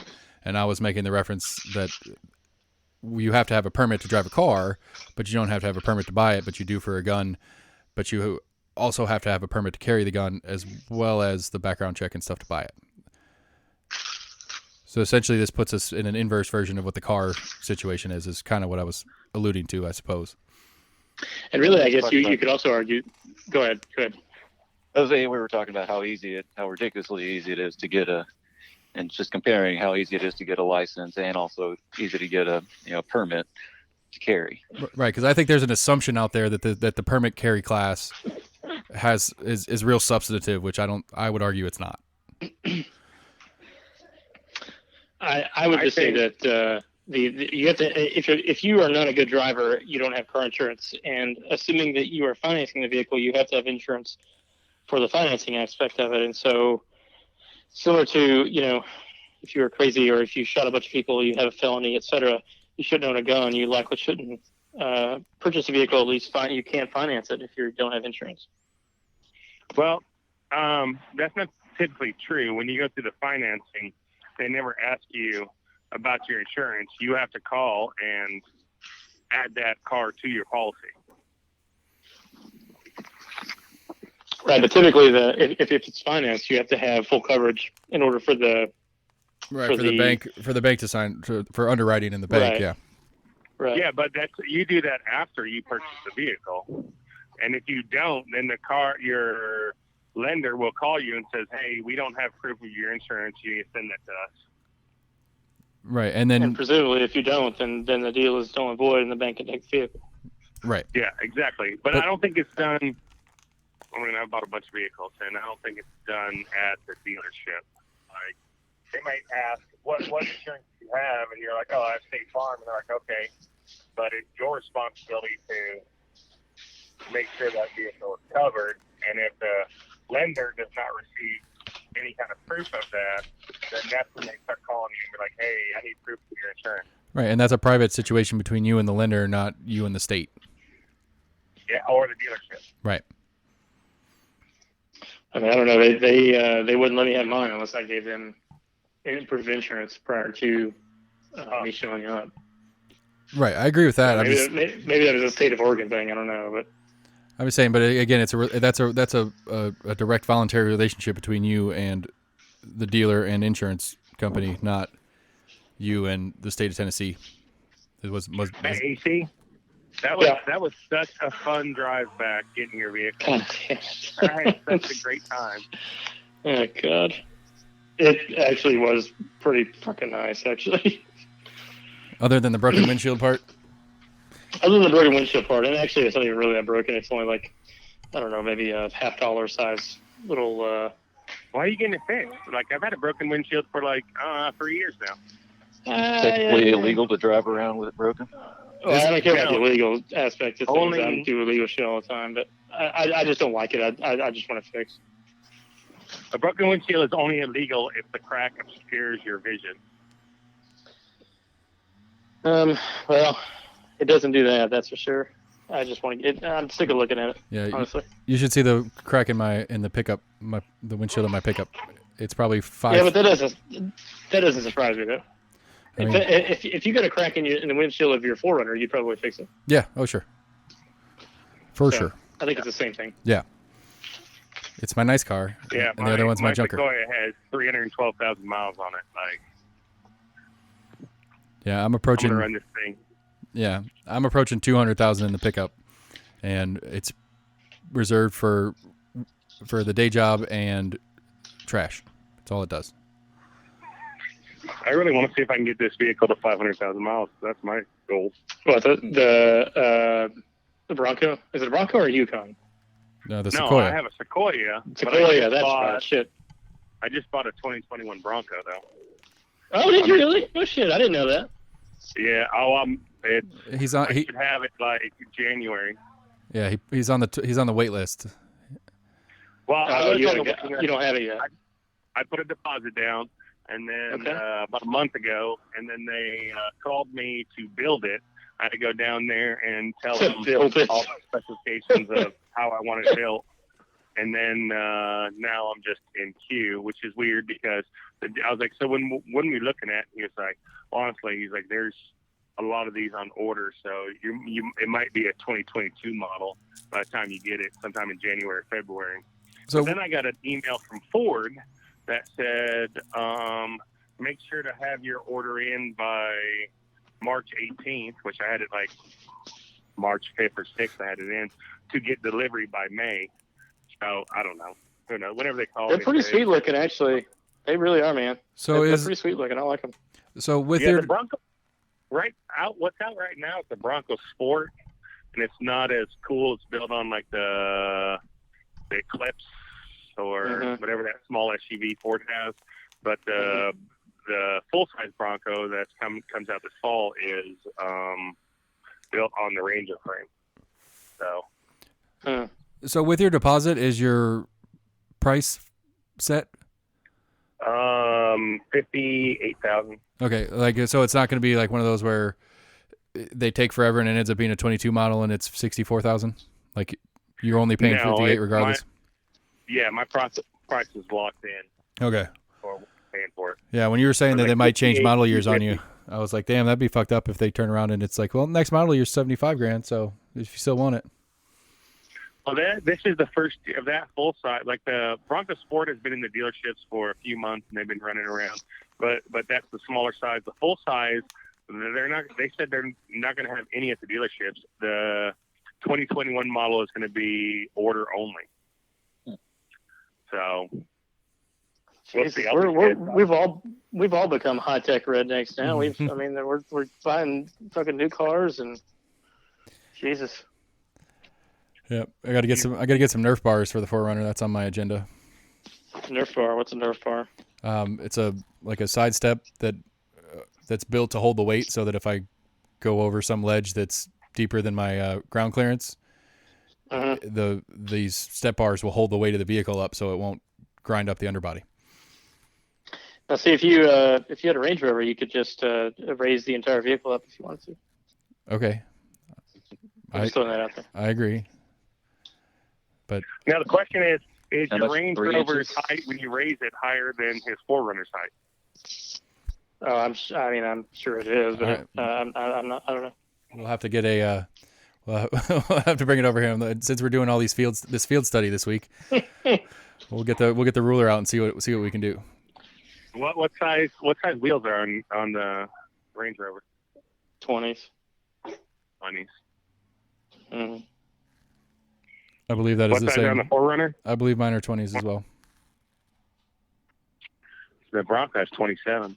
27s? 27s. Yeah. I didn't know that was a thing. Is like low profile It's tires not too? a thing. No. They have to be like super low pro tires. That vehicle is made for off-roading. It's got some crazy that you can engage. It's called like a locker. And when you engage that, if you turn the wheel 30 degrees, like let's say I go to the right, I'm turning 30 degrees, the right rear wheel locks. And you can actually do almost like a donut on that wheel and turn around. Nice. We just got to remember when you have the awning out on that thing, we got to make sure we bring the awning in before we move the cars. Hold on, I have my friend calling me. Let me answer. All right. That's his survey question that he put out to the public on the use of the term people of color or colored people. Actually, no, it's really the N-word. Which one's worse, the N-word ending in A or ending in ER? Or does it matter? It just matters who says it. Yeah, it doesn't matter. It matters who says it and who's listening. Yeah, that's exactly what my argument was. And he's like, no. And I was like, if it's your buddy, that's totally different. But if it's a stranger, I'm pretty sure it doesn't matter how you end the word. It comes out the same. But yeah. Yeah, it's been a busy little time. We talked school board stuff. Not going back over that. I've got Chris Davis from the Election Commission coming next week. When do you get me Gloria Johnson, bro? That's a fantastic question. I need to. I'll message her this afternoon. Okay. I'm sorry. Because she's on my list of people to yell at about how stupid this Election Commission issue is. Okay. Because I'm not a registered party member, so I can't be a part be on the Election Commission. Okay. I think it's dumb. We'll talk off air on that a little bit. Okay. Are we talking this? Are we putting one of these together this weekend? I'd be happy to. You know me, I'm a junkie, man. I really want you guys to come over, especially Max, since he still hasn't sat in the chair that I bought specifically for him. But I've redone this. I'm a little upset that you bought him a chair. You didn't buy me a chair. I'm a little upset about that. Well, you have your cat allergies, and my cats are going to get all over everything. So I have to. No, what? I got my buddy Anton from New Jersey. Anton. Is he in on the phone with us? Yeah, you. Right? All right. Oh, nice. Okay, so let me let's see if we can. Did you already preface him with what we're doing here? Yeah, I prefaced them a little bit. All right, so it's a basic question. First of all, we should apologize for wasting his time. Is what we should do. This is important field study work we're doing right now, and we need it. So Anton, I'm sure that he's doing a lot more important things right now. Obviously not, because he called Max back, so he's obviously got nothing better to do. Anton, is that right? Yeah, man. Okay, so the question at hand is so like you're friends with who called you or who you called in this conversation or whatever. But if I were to walk up and use the N-word, does it matter how I finish it? On how you would feel about it? Okay. When Murphy and I were serving, which was a long time ago, we'll say 25 years ago, I would say in the general context, I wouldn't have an offense. I would have no problems with it. Okay. Our day and time nowadays, Right. I wouldn't, because they're talking about the person. I know the person doesn't have ill intent, and the person themselves isn't saying it in a racial meaning. Okay. So, but real quick, Yeah. it doesn't matter how it ends, whether it ends in A or ends in ER. Nowadays, no, it doesn't. Okay. Like 25 years ago, it did matter. 25 years ago, it didn't matter. Nowadays, no. Okay, so it's really who's saying it and the intent that you are getting off of the person saying it, regardless of how the word ends. 25 years ago, that's true. 25 years ago, if most people would have said and ended with the vowel, because I knew him and there was no intent, I would not have taken offense to it. Right.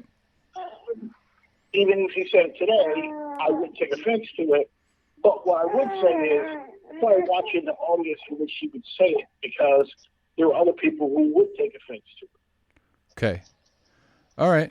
And so we did talk about the colored people and people of color. And he did say people of color is not offensive, right? Yeah. People of color is not offensive. That's actually the new political correct way, a term of music, calling people. But calling people colored people, yeah, people get angry over that one. All right. So for the record, I was right on both accounts. Yes. Okay. Just checking. For the one time. One time. You were right. Yeah, this doesn't happen very often, Seth. Let's not make a big deal out of it. That's why I want to make sure it was Or clear. maybe we should. Or maybe we should make a big deal because it never doesn't happen that often. But don't forget, we also talk about time period difference. Like, Right. Murphy was there when we all got together. This would have been like a couple years ago. And one of the guys was talking to his wife about some of the ways we used to talk to each other, and she got offended. She was like, people are racist, or this, that, blah, blah, blah. Like, what are you talking about? We really didn't see it and view it that way. Right, but this is a group of Marines talking to each other too.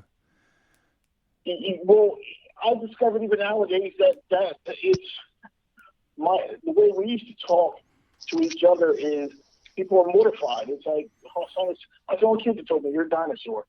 Right. You're a dinosaur. You can't talk to people like that anymore. You can't call people short bus rider. You can't say, where's your helmet?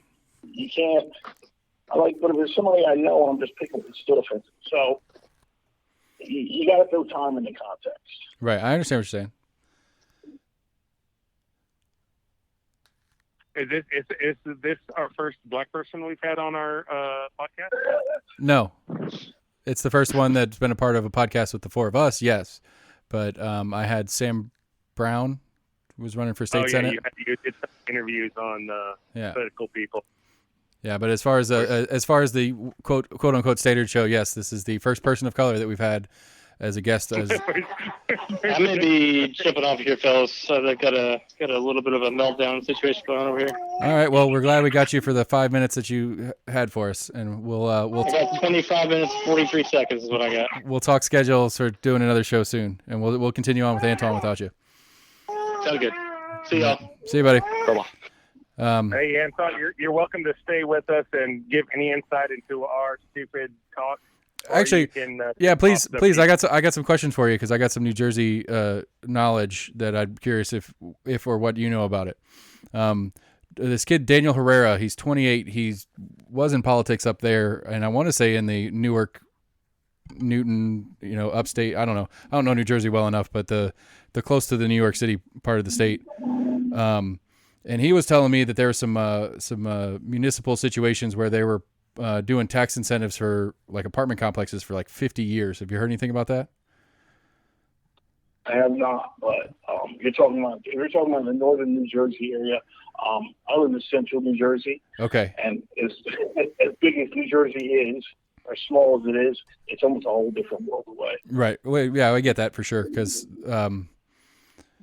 Yeah, that's how a lot of things are. Is it's easy to get to treat one state like one city in the state, everybody in. Yeah, talk about New York, and you're like, oh, I bet you're in Times Square all the time. You're like, I live in Albany. That's like 6 hours away. Like, right. Yeah, because But then also, once again, how does it? Sometimes it's like, and I hate to say it, it's like, well, how does it affect me? It's like, what does this have to do with my world? that'd be about how does this have to do with my world, and just be sure knows probably be a little better off. right. I just think it's a random, interesting little factoid that our local Republican chair currently is from New Jersey, and the guy he replaced was from New Jersey. So both of our Republicans are Reformed New Jerseyans, or what's the name for a person from New Jersey? New Jerseyans. Oh, I was right. I totally guessed on that. But yeah, a random little connection between Jersey and Knoxville is these two random guys that are big Republicans locally are both from New Jersey. And AC, who just got off with the baby, worked up in New Jersey for like 6 months during the coronavirus. Yeah, where did he work?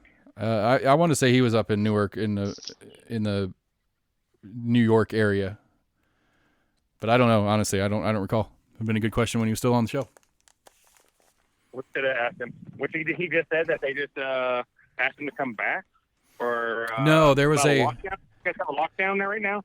Yeah, the hospital that he was in had an active shooter or something like that and locked down. And I guess in their automated texting to all staff thing, they checked on him because they still had him in the system. Oh, yeah, that's what it was. Okay. So, yeah, have you heard anything about a shooting of some sort in a hospital up there? I have not. To remind you what this being said, I just heard about the Colorado shooting about an hour or two ago. Yeah. I was on vacation last week, and so I didn't hear about the Atlanta thing until Sunday. Yeah, I'm not on any kind of media, so important media, at least. I have no idea what you're talking about. It's probably the smart way to live, yeah, bro. they were talking to me about it. I was like, oh, well, yeah, it gets to the point. And I hate to say we almost become desensitized to it. It's like, oh, okay, shooting. Yeah, you're not wrong. I mean, it does seem like an everyday, there's another story somewhere, and it's like, well, I can't get worked up about it every day or I can't live my life. Yeah, I was reading about some of the recent ones, and I was like, oh, I forgot about that one. I forgot about that one, too. How is the COVID protocol up in New Jersey? Good question. It's quote-unquote pretty tight, but there's no reinforcement, so what does it really matter? It's like, why do you have it in place if there's no real reinforcement? So the real... You guys have restaurants open and stuff like that? Sorry? You guys have restaurants open? Yeah, I mean, there are people still working from home. If I still wanted to go out to eat to dinner, I can still go in and eat, in a restaurant and for dinner. The table next to me might be open. I can still go to a bar and drink at a bar. Nothing real big and major. I mean, this season, well, there's no baseball here in New Jersey, but, football season, they're talking about having fans in the crowd. So, we're coming out of it, so. Yeah, but the Jets didn't really have anybody in their stadium anyway, though, so. Yeah. I'm actually glad we didn't have fans there because they probably would have banned me for life because I probably would have hit G's a couple beer bottles. So is that rule accurate that Jersey are Jets fans and City are Giants fans? No, it's actually quite funny how it's divided up. Here in Central New Jersey, you have a lot of Eagles fans. You have a lot of Cowboys fans. Don't know why there's so many Cowboys fans here in Central New Jersey. Because they're like herpes. Steelers. Then you have Giants. To find the Jet fans, you have to almost go towards northern Jersey, and that's where you find a lot of the Jets fans. Interesting. Yeah, like we don't suffer from too much pro sports to have to make decisions like that. We are out in the middle of nothing, so it's your home team or nobody because you don't have more than one home team here. No, I got another question for Anton. So you're going back to Australia this year, right, to see your daughter? Yes. What is the protocol for you going back? Have you looked into that yet, or? I have not. It's one of those I'm going to look at when it gets closer. I plan out. I buy my tickets and all that about a month to 2 weeks out, and then I jump through the hoops to get all the protocols. I can honestly say I'm probably not going to run out and get vaccinated. I have my thoughts and feelings about those vaccinations, and if it's one of those, well, you have to be vaccinated to come back, I'll probably sit for another year. I don't think Australia's making people get vaccinated. Yeah, I got my vaccination from the VA just because we travel out of the country so much that I don't want to pay that $180, $200, whatever, to get vaccinated to get back, or not vaccinated, to get a COVID test to come back in. So I got vaccinated, but other than that, I would have not. I didn't want to get microchipped. There are certain countries in the European Union that do not believe in the COVID vaccination. Excuse me, I'll put you guys on mute real fast. I have to make a bit of money. You're good. You're good. So, interesting. Microchips, huh? Yeah. Yeah. Didn't you see that? You're supposed to put a magnet on the needle to stop that microchip from going in your body? No, I did not see that. I don't. If I'm getting the vaccine, I'm getting the vaccine. I'm not going to put a magnet on it just to make sure of that. I'm just joking. There's a lot of people that talk about getting. How are you so far in the loop? You didn't ever see that joke. I did. I mean, I've heard the joke about the. I put it in our staff chat or in our chat. I've heard the joke about it's Bill Gates. Bill Gates put microchips in the vaccine. I heard that joke. Yeah. Okay. I just didn't. I didn't hear the magnet would be a functional idea to do anything about it. Yeah, it stops the microchip from going to your body. But that at least implies that the vaccine has actual function on its own. It's not just an excuse to get the microchip in you. So that theory says that the vaccine is good to get. It's just you got to get it without the chip. Well, the vaccine is not approved by the FDA, so why are people getting it? Well, my question is companies are. I have never seen a vaccine that is this heavily marketed. There are companies actually paying people. And look, paying their employees, go get vaccinated. Why? You weren't saying it's about flu shots, and I was against flu shots, but the Marine Corps made me get those. But it's like, well, why are we so behind this vaccination for this? What are the long-term effects? It's strange. It's like you get vaccinated, so I'm getting vaccinated, so don't tell me I have to wear a mask or do anything or whatever because I'm vaccinated, right? So I don't know. I mean, with flu shots, a lot of companies kind of incentivize it just so, I mean, if you're a large factory, you're less likely to have, a chunk of your workforce out for, a month or two out of the flu season. If they're losing productivity, they're losing a lot of money. That's fair. And paying sick time as well. I mean, the real concern, and this is going on here in Tennessee right now, is there's a bill in the House or in the Senate here in Tennessee on whether you're allowed to use religious exemption from getting the COVID vaccine, but that's only on state required things, and that it's weird. The specifics of that one is like if you work in the Capitol building in Nashville, and the manager of the building, like, I don't know if you're security or whatever, and they want to require the vaccine for their employees, since you're a state employee, that's where this bill comes into play. But right now, like, if my boss and my day job told me that I had to get the vaccine to keep the job, he can do that. I can't use religious exemption against that.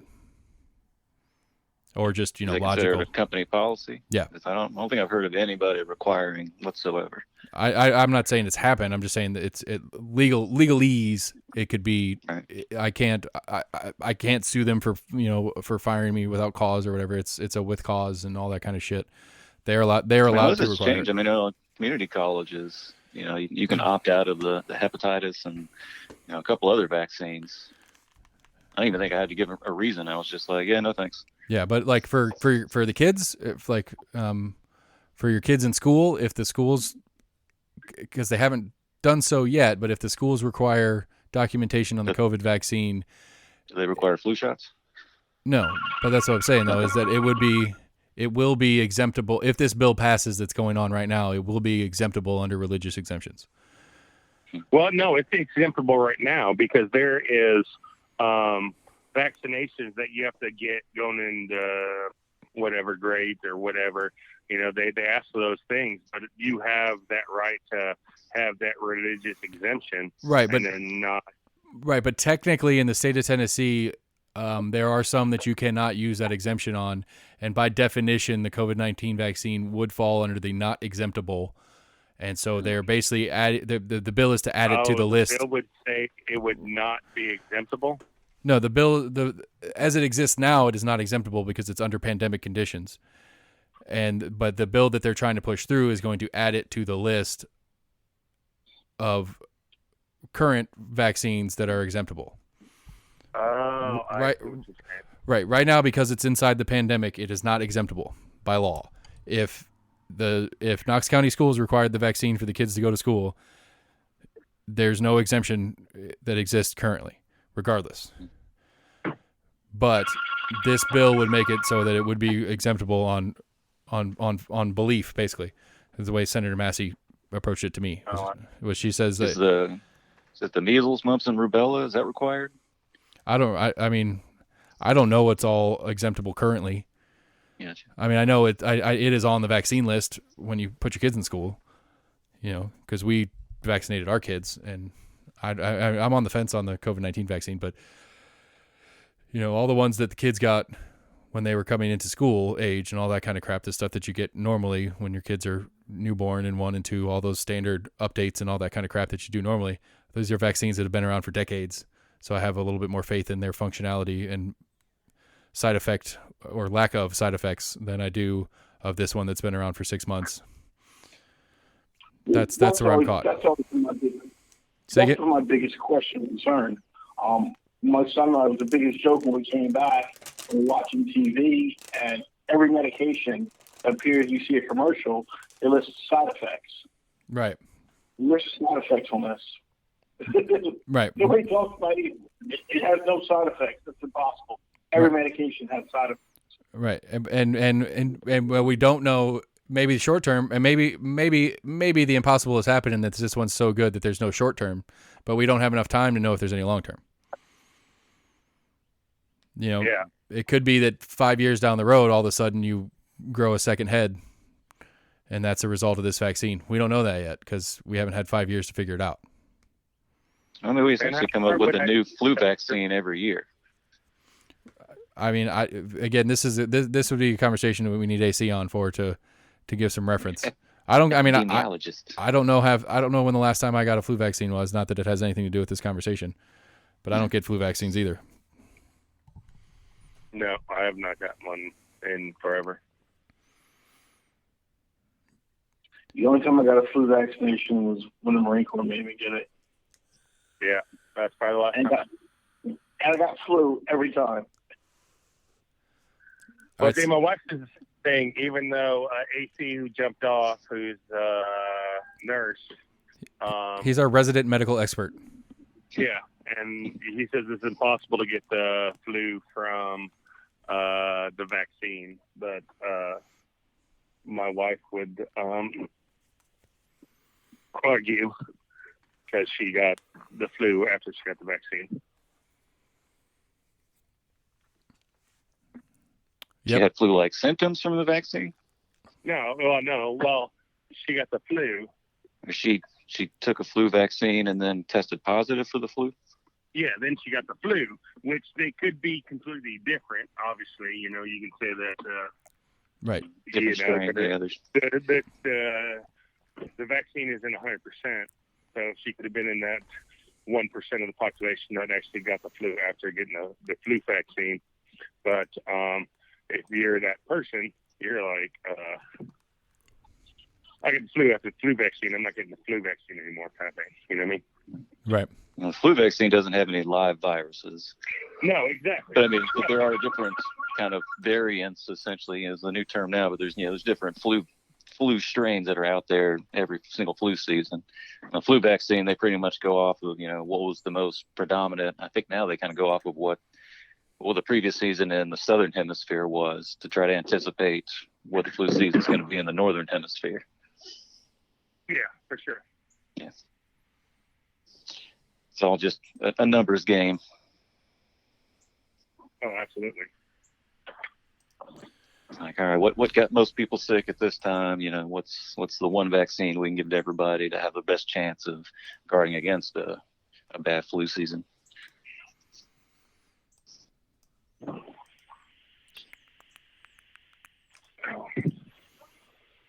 Science. Yeah, science indeed. I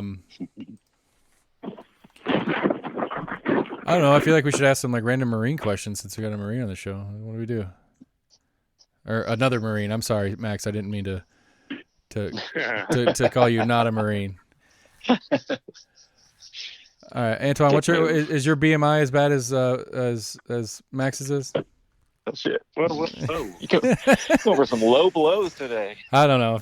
I miss you guys. We haven't got to do it. I feel like. I mean, we certainly haven't got together in the flesh. Although, in fairness, Max he kicked the shit out of me in the weight loss challenge that we put forth not too long ago. So I shouldn't talk shit about that one. Oh, what? North jumped on a weight loss challenge? Yeah, sort of. He was trying to. He was trying to. What, were you going to Costa Rica and wanted to zip line, and he was overweight for what the zip line would allow, and so the goal was to get in underweight, and then he gets there and they say it doesn't matter. Yeah, that's exactly what happened. And so, yeah. So that I don't know. I was just making jokes on that one. Sorry. Now, me and Anton are together in July in New Orleans. We got a big Marine Corps reunion in New Orleans. Oh yeah. Any Marines that are listening, come on down. Word. Not that we have any other Marines listening besides me. You don't listen to the show I'm either. sorry, what was the question? Oh, we were just making fun of because he doesn't. He referenced himself as being the only Marine that listens to the show, and my retort was that he doesn't listen to the show. He only listens to the show that he's on while he's on it. He doesn't actually listen to the shows separately. So I've listened to a few separately, but most of them I'm on. So why do I need to listen? Because I'm on it. I mean, I agree. I mean, you certainly don't want to go back and I don't know. I go back and listen to most of them, especially the interview shows, because in the moment it's harder. It's not as it's a little easier to go back and process what was talked about a little bit more in hindsight, especially this last one. I haven't gotten to listen to this last one yet, but the school board one was tough on my brain, because it's state money and local money and everybody trying to figure out how to do what. But I do like to go back and listen. But it's like any good argument, you get to the other side of it and you're like, damn it, I wish I would have thought of that at the time. Yeah, I could have totally stumped him with that one.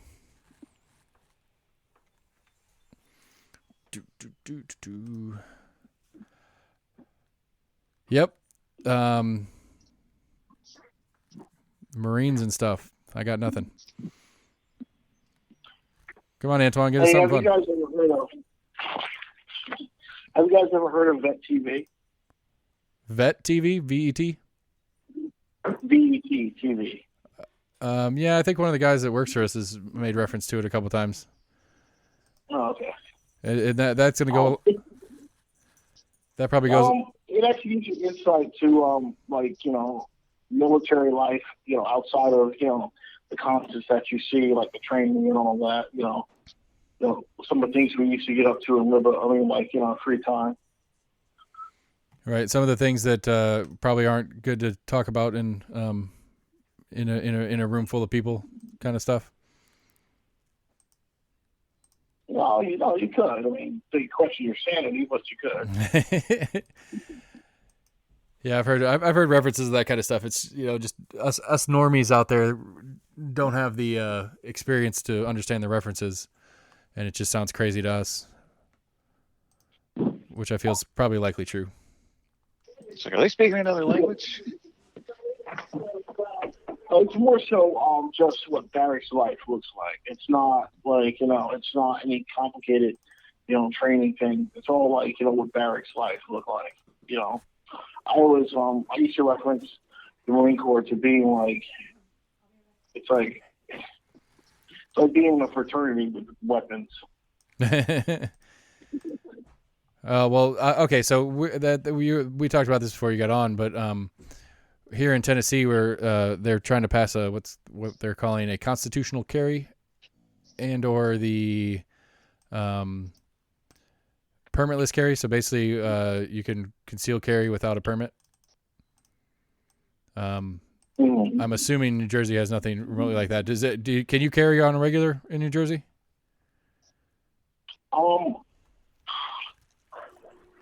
I think we can, but you have to have a license. You have to have a license. All right. And the way you answered that, I'm going to assume that you don't. I'm not. Okay. No, I believe, hey, look, if you want to knock yourself out, you own what you need to, just as long as you take responsibility for yourself, you're cool. I don't have any issues. Just you take responsibility for what you have, you're all right. I agree with that.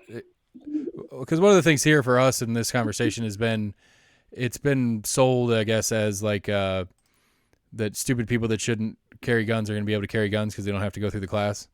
But in my experience taking the class, as well as Max's, is that you're not weeding out any idiots by the quality of the permit class.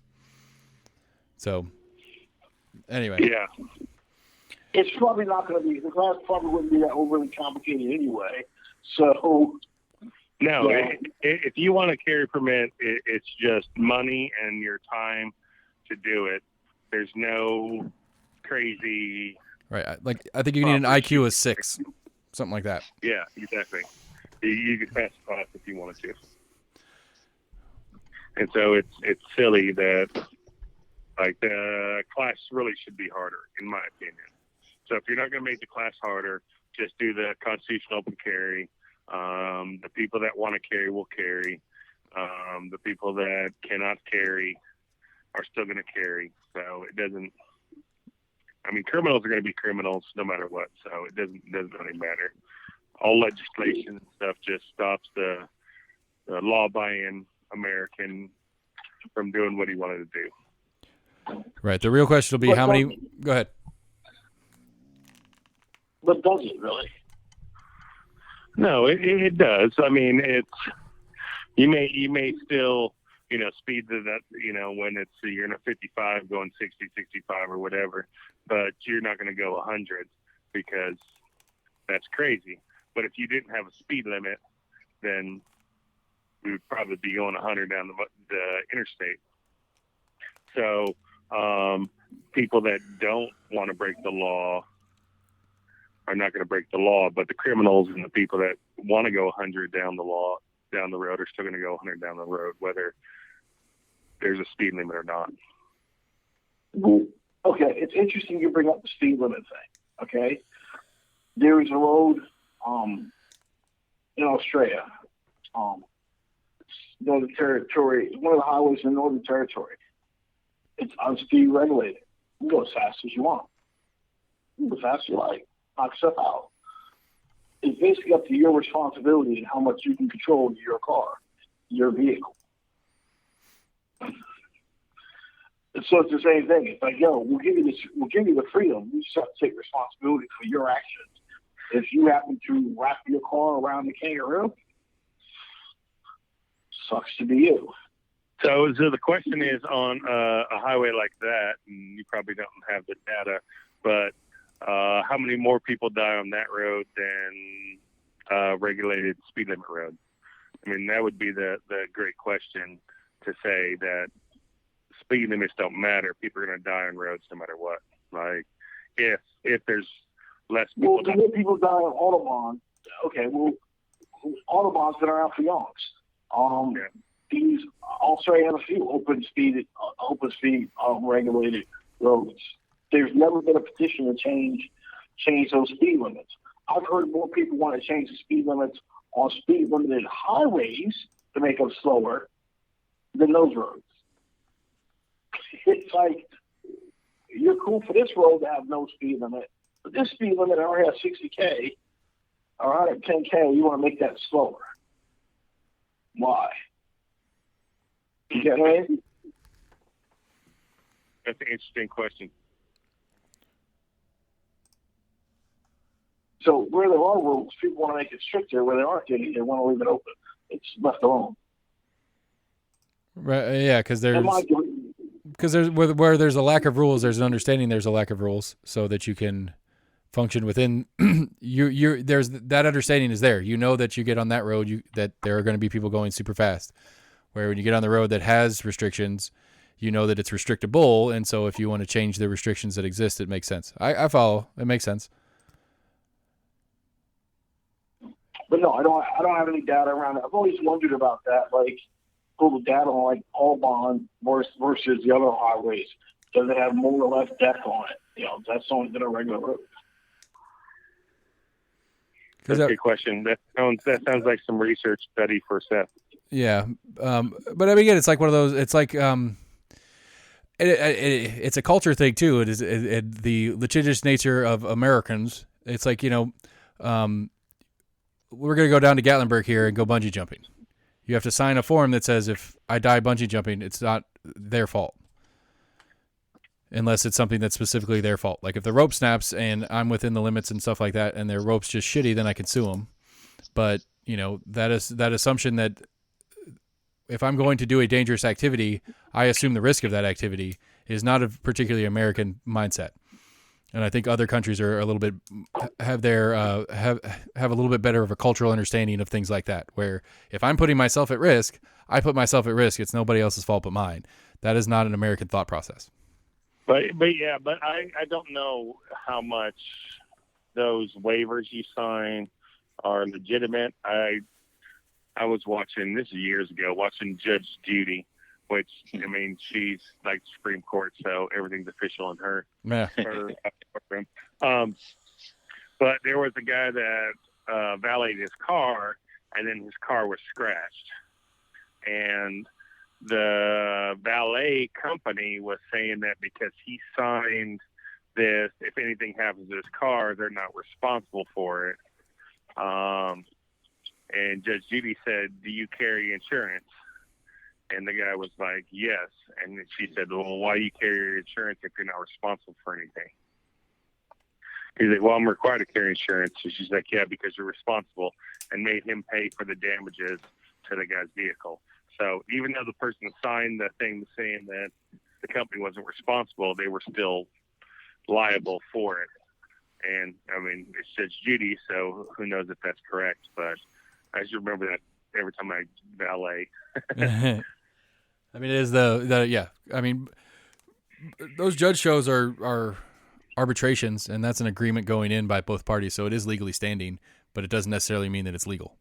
Does that make sense? Yeah, that's true. Like her decision is legally final, and the results of her decision have to be done by the parties at play because they legally agreed to take her decision, but it doesn't mean that she's operating legally. That's true. So that is a good, that would be fine. I'll add it to my 10,000 page list of things I need to look up on. All right. Oh, we crossed 2 hours, guys. Let's call it a show. All right. Anton, thanks for coming on, dude. We appreciate your insight. No problem. Thanks for having me. All right, man. Special guest, Antoine, everybody. How fun was that? Got to put Max in his place when he starts throwing around thoughts with no evidence. We got to make him provide his own evidence. So we did. We're almost in agreement. Almostinagreement@gmail.com, Facebook, Twitter, YouTube. Our website is live at almostinagreement.com. Check it out. All the episodes are on there. Working the back catalog through. Vacation's done. We're back to work. I'm gonna. Like I said, I got Chris Davis coming up. I'm working on Sheriff Spengler. I'm trying to get a couple more city council people in, as well as some rehash on some of the commissioners, and there's a couple commissioners I haven't got yet, so I got to get to them too. Hit us a like and share. Do what you got to do. Help us get some more people listening. Maybe to the normal shows that are interviews, maybe not our random 2-hour spats of nothingness. But we're on this agreement. Have a great day, everybody.